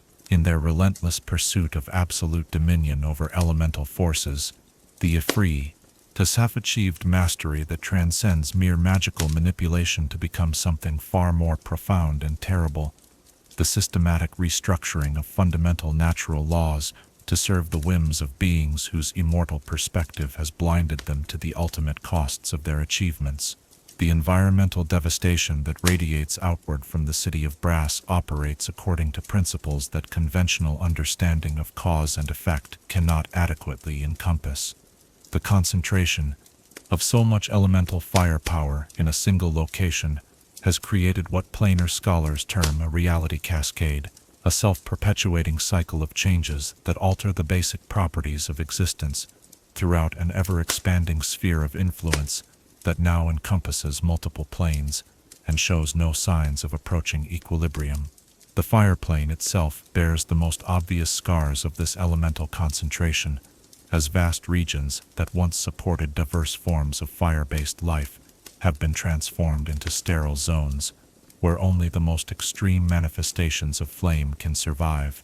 The barren reaches, which stretch for millions of miles in every direction from the city's borders, consist of crystallized heat so intense that even native fire elementals find them uninhabitable, while the temperature gradients between these dead zones and the surrounding areas create perpetual storms of superheated gas that prevent any form of ecological recovery. The singing deserts, once home to communities of fire-song elementals, whose harmonic compositions enriched the plane's cultural landscape, now echo only with the tortured screams of crystallized melody, their inhabitants long since consumed by thermal fluctuations that exceeded even their extraordinary heat tolerance. The few surviving fire singers exist in scattered refugee colonies at the very edges of the plain, their ancient songs transformed into lamentations for a homeland that no longer exists. The elemental migration patterns that once maintained the fire plane's ecological balance have been completely disrupted by the gravitational and thermal effects of the city's presence. Species that evolved over geological timescales to follow specific routes between seasonal feeding grounds now find their ancient pathways blocked by zones of impossible heat or dimensional instability, leading to population crashes that cascade through the entire ecosystem. The great conflagration herds, massive aggregations of flame elementals whose migrations once distributed thermal energy throughout the plane's vast territories, have dwindled to a fraction of their historical size as their traditional gathering places have become uninhabitable. The ecological services they provided, including the maintenance of temperature gradients that supported countless other species, have been irreplaceable, leading to further environmental degradation that compounds the original damage. The dimensional boundaries that separate the fire plane from its elemental neighbors have become increasingly unstable under the pressure of concentrated Affrit power projection.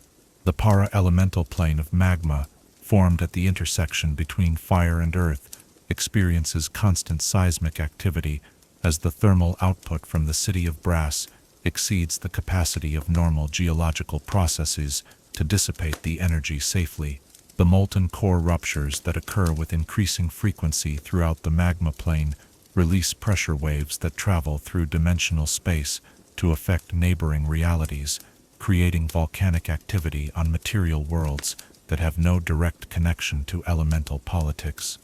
Entire civilizations have been destroyed by eruptions that originated not from their world's geological processes, but from dimensional pressure waves generated by Affrit industrial activities, thousands of planes away.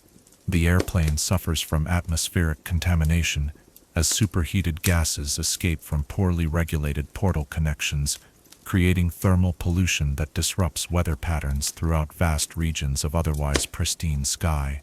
The eternal storms that rage along the fire-air boundary have grown in intensity and duration, their lightning now carrying temperatures that ignite the very atmosphere they pass through. The Jinn settlements that once existed near these boundary regions have been forced to relocate deeper into the airplane's interior, abandoning cities that took millennia to construct, and leaving behind architectural achievements that now serve only as monuments to the environmental costs of unchecked elemental ambition. The refugee populations strain the resources of receiving communities while carrying with them atmospheric contamination that spreads the damage to previously unaffected areas. The water plane's ecology has been perhaps the most severely affected by the thermal pollution emanating from the city of Brass, as the fundamental opposition between fire and water creates particularly violent reactions when the two elements interact. The boiling seas that have formed along the fire-water boundary exist in a state of constant turbulence that prevents the formation of stable ecosystems while generating steam clouds that carry thermal contamination throughout the aquatic realm. The marred coral cities that once flourished in the moderate temperature zones have experienced mass die-offs as rising water temperatures exceed the tolerance levels of even magically adapted organisms. The bleached ruins of these underwater metropolises serve as stark reminders of how environmental destruction can overwhelm even the most sophisticated magical defenses when the scale of contamination exceeds all reasonable preparation. The temporal distortions that result from the city's reality-warping architecture create chronological pollution that affects the normal flow of causality throughout the surrounding dimensional space. Events that should occur in linear sequence instead happen simultaneously or in reverse order, creating paradoxes that threaten the fundamental stability of historical cause and effect.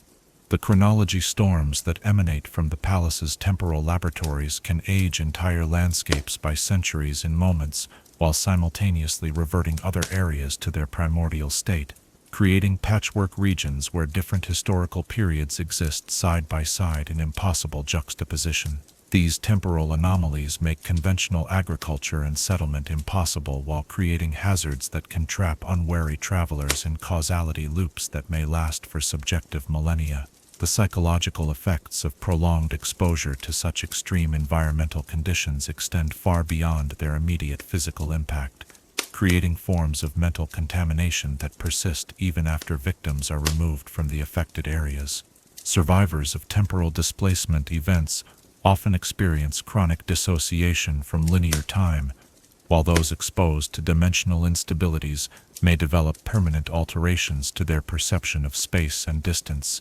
The madness of infinite perspective afflicts beings who have witnessed too much of the reality-warping effects surrounding the city, leaving them unable to maintain coherent beliefs about the nature of existence itself. These individuals, scattered throughout refugee communities across multiple planes, serve as living testimony to the psychological costs of environmental destruction that operates on cosmic scales. The economic implications of this widespread environmental damage create ripple effects that extend throughout the entire multiverse's trading networks. Resources that were once abundant have become scarce as their source regions become uninhabitable, while the displacement of entire populations creates refugee crises that strain the capacity of receiving areas to provide adequate support. The elemental trade wars that have erupted as various factions compete for control over the remaining unpolluted territories demonstrate how environmental destruction can generate conflicts that dwarf the original sources of contamination in their scope and destructiveness. These secondary conflicts often involve parties who have no direct relationship to the city of Brass, but whose survival depends on resources that Affrit activities have made scarce. The magical research that attempts to understand and potentially reverse these environmental damages has revealed disturbing truths about the fundamental nature of elemental manipulation. The concentration techniques that allow the Affrit to achieve their unprecedented power levels operate by extracting elemental essence from vast areas and concentrating it in single locations, creating a form of magical strip mining that depletes the affected regions while providing temporary abundance to the consumers. The elemental debt that accumulates through these concentration processes represents a form of cosmic obligation that cannot be repaid through conventional means. The energy extracted from damaged areas must eventually be returned, but the Affrit power structure depends on maintaining current consumption levels, creating a situation where environmental restoration would require the complete dismantling of their civilization's foundation. The divine intervention that some scholars have suggested as a potential solution to these mounting crises faces obstacles that extend beyond mere political resistance. The scale of environmental damage has reached levels that exceed the healing capacity of even major deities, while the dimensional instabilities make direct intervention extremely dangerous for beings whose existence depends on maintaining coherent relationships to fundamental cosmic forces. The few attempts at divine environmental restoration have resulted in theological disasters that created new problems while failing to address the original damage. The celestial burn-through event that occurred when a coalition of good-aligned deities attempted to cleanse the barren reaches resulted in the complete destruction of their projected avatars, while creating dimensional rifts that continue to leak chaotic energy into the surrounding regions. The philosophical implications of this widespread environmental destruction challenge fundamental assumptions about the relationship between civilization and the natural world. The Affrit have achieved technological and magical capabilities that allow them to transcend most natural limitations, but their success has come at costs that threaten the very foundation of existence upon which all achievement ultimately depends.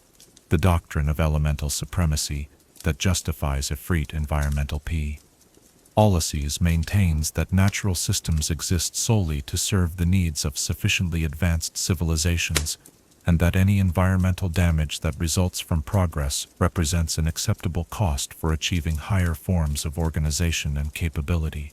This philosophical framework allows them to rationalize activities that other cultures would consider fundamentally immoral, while providing intellectual justification for continued expansion of environmentally destructive practices. Alternative viewpoint, advocated by environmental philosophers from across the multiverse, argues that the Affrit achievements represent not genuine progress, but a form of cosmic parasitism that destroys the very systems that make advanced civilization possible. These critics maintain that true mastery over elemental forces would involve working within natural limits rather than transcending them, and that the Affrit path leads inevitably to universal destruction. The prophetic calculations performed by temporal mathematicians suggest that the current trajectory of environmental degradation will reach critical thresholds within the next several millennia, creating cascade failures that could destabilize the entire elemental plane system. These projections indicate that even the city of Brass itself may become uninhabitable as the accumulated environmental damage exceeds the capacity of magical technology to maintain livable conditions.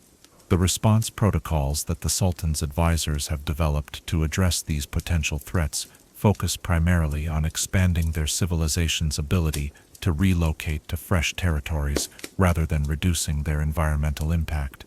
The long-range colonization projects that aim to establish Affrit settlements throughout the material planes represent not environmental consciousness, but a strategy for maintaining current consumption patterns by accessing virgin resources in previously unexploited regions.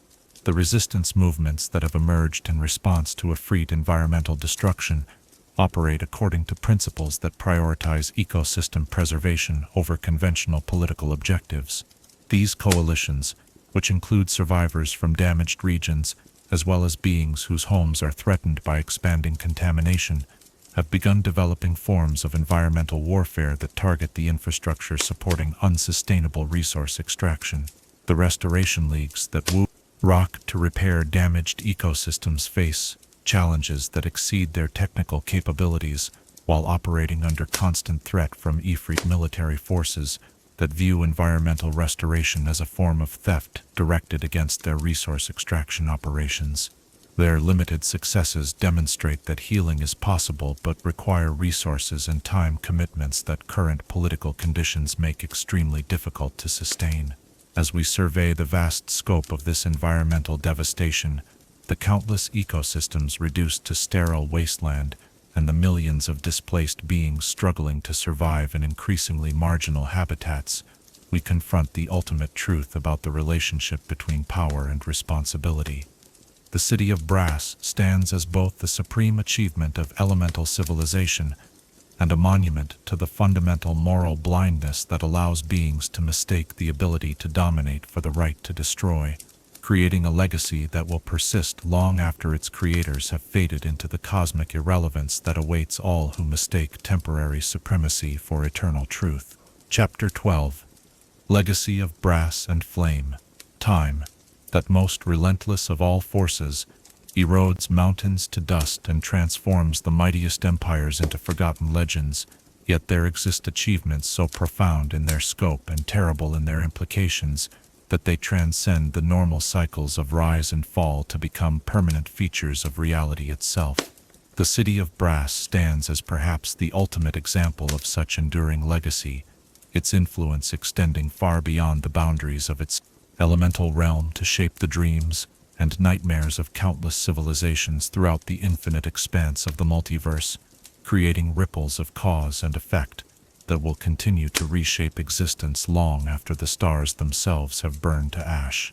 The eternal nature of the City of Brass stems not merely from the immortal character of its inhabitants or the imperishable materials from which it was constructed, but from something far more fundamental: its role as the physical manifestation of principles and ideas that appear to be woven into the very fabric of existence itself.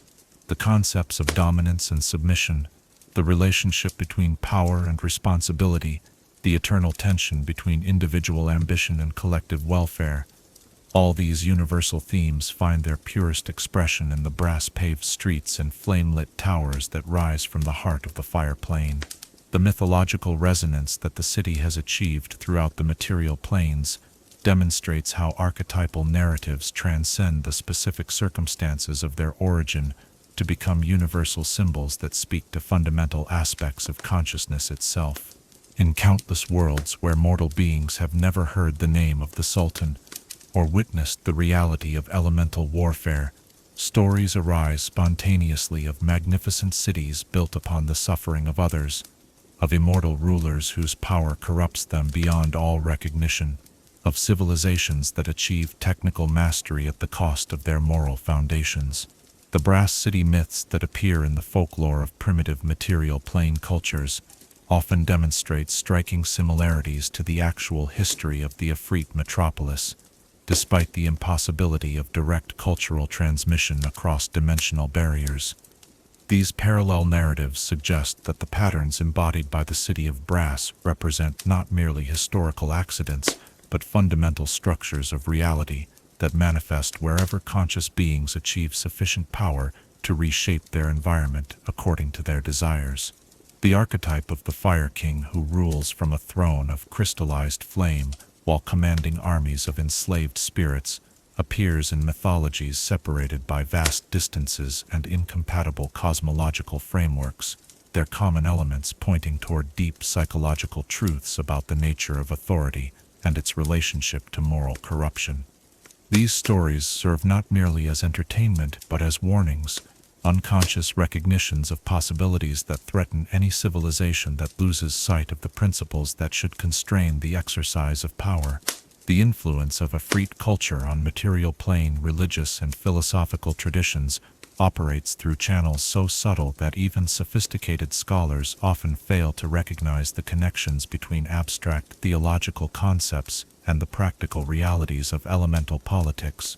The theological doctrine of eternal hierarchy, which maintains that some beings are inherently superior to others, and therefore justified in exercising unlimited authority over their inferiors, finds its most perfect expression in Affrit social organization, while appearing in modified forms throughout countless material plane belief systems.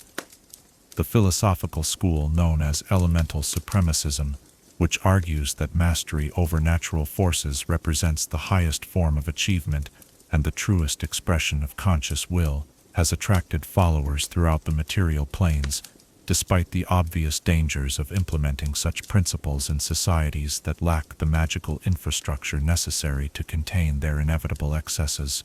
The periodic emergence of would-be conquerors who attempt to recreate Affrit achievements on material plane scales serves as a recurring reminder of how seductive the promise of absolute power can be for beings whose mortality makes them acutely aware of their limitations. The economic systems that have evolved to facilitate trade between the city of brass and material plane markets demonstrate how the influence of elemental civilization extends far beyond the realm of ideas to create practical dependencies that reshape entire societies according to Affrit priorities. The brass standard, which ties the value of certain precious metals to their utility in conducting business with elemental merchants, has gradually altered the economic foundations of numerous kingdoms while creating incentives for resource extraction policies that mirror the environmental destructiveness of their elemental trading partners. The luxury goods that flow from Affrit workshops to material plane markets carry with them not merely exotic craftsmanship, but subtle magical influences that gradually alter the aesthetic preferences and social values of their purchasers.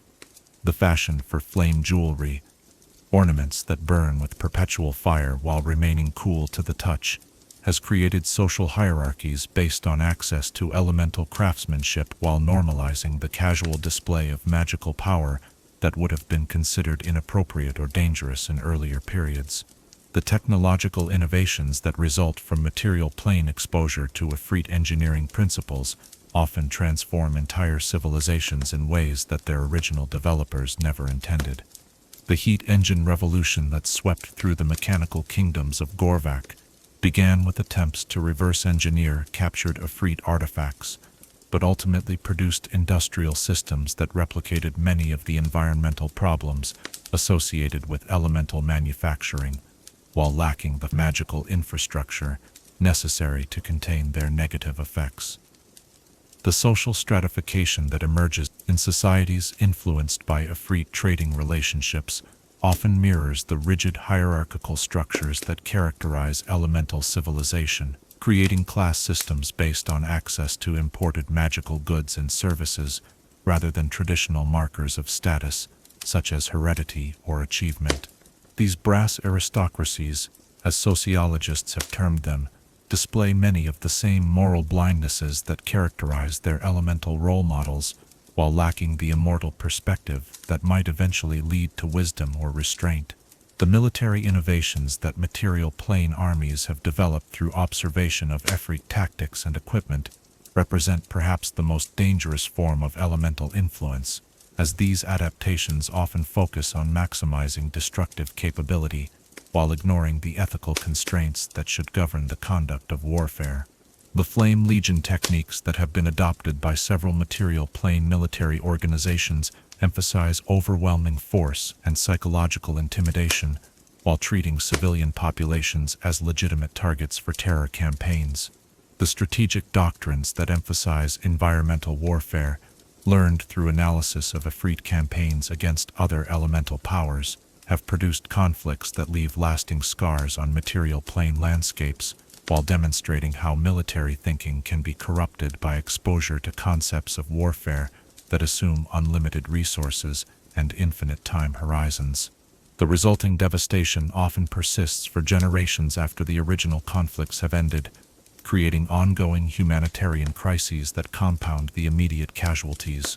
The artistic movements that have emerged in response to material plane exposure to Affrit aesthetics demonstrate how cultural influence operates through channels that bypass conscious awareness to reshape fundamental assumptions about beauty, meaning, and artistic purpose. The Sublime Terror school of sculpture creates works that inspire awe through their suggestion of vast, incomprehensible power, while the Eternal Flame movement in painting uses color and composition to evoke the experience of witnessing forces that transcend human understanding. These artistic developments often reflect deeper psychological changes in their creators and audiences, as repeated exposure to elemental aesthetics gradually normalizes concepts of beauty that depend on the subjugation of weaker elements for their effect. The most celebrated works of Brass Age art combine technical excellence with subtle celebrations of dominance that would have been considered morally objectionable in earlier periods, but now pass for sophisticated aesthetic achievement.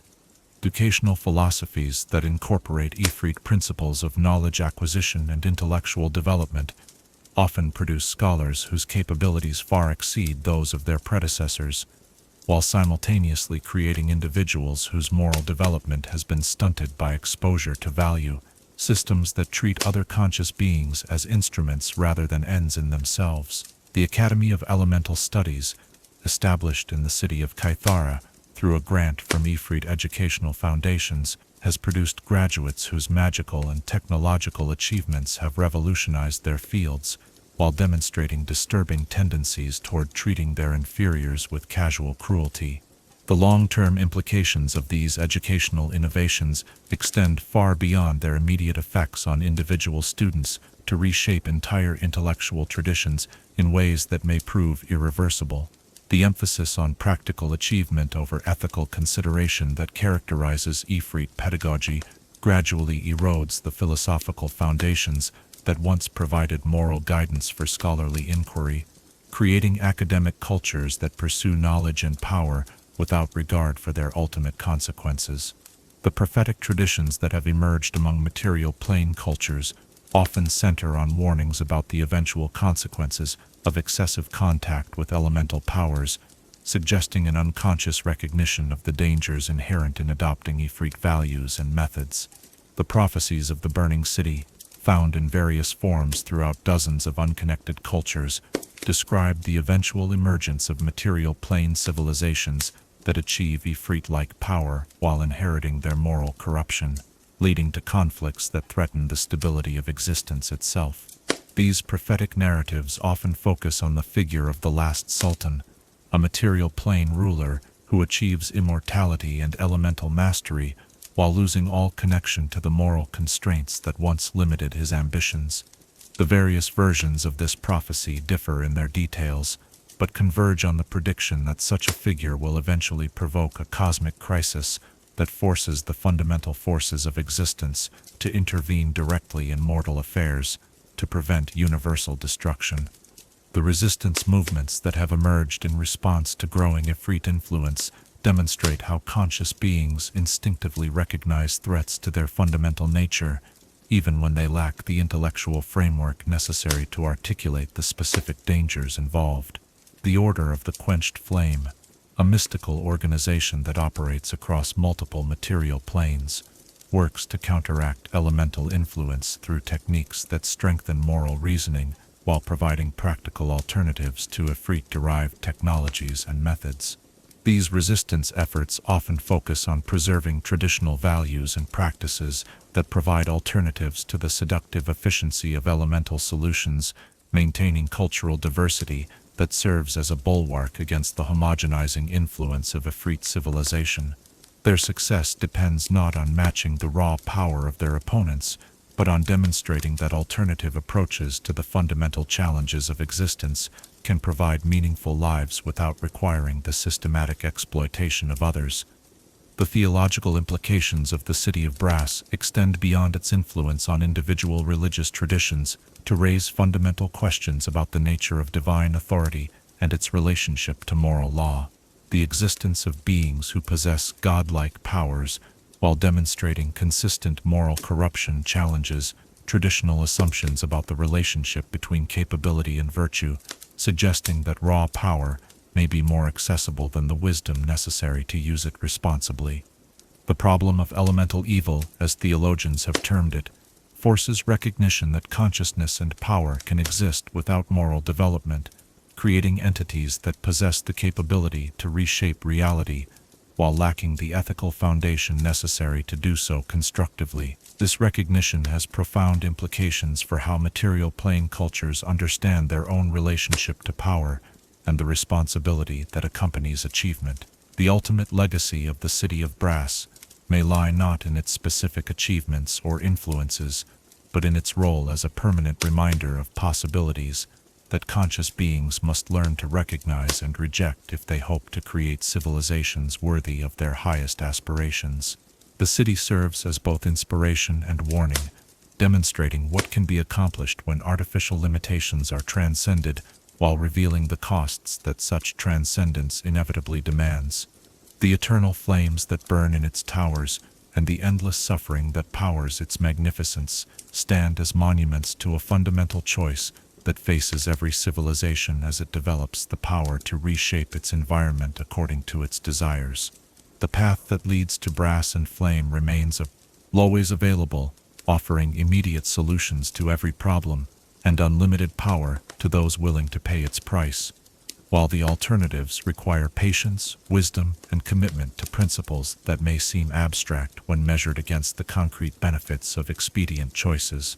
As we close this chronicle of brass and flame, of immortal ambition and its terrible consequences, we are reminded that the city of brass burns eternal, not because it has achieved some final victory over the forces that oppose it, but because it represents possibilities that emerge whenever conscious beings acquire the power to reshape reality according to their will.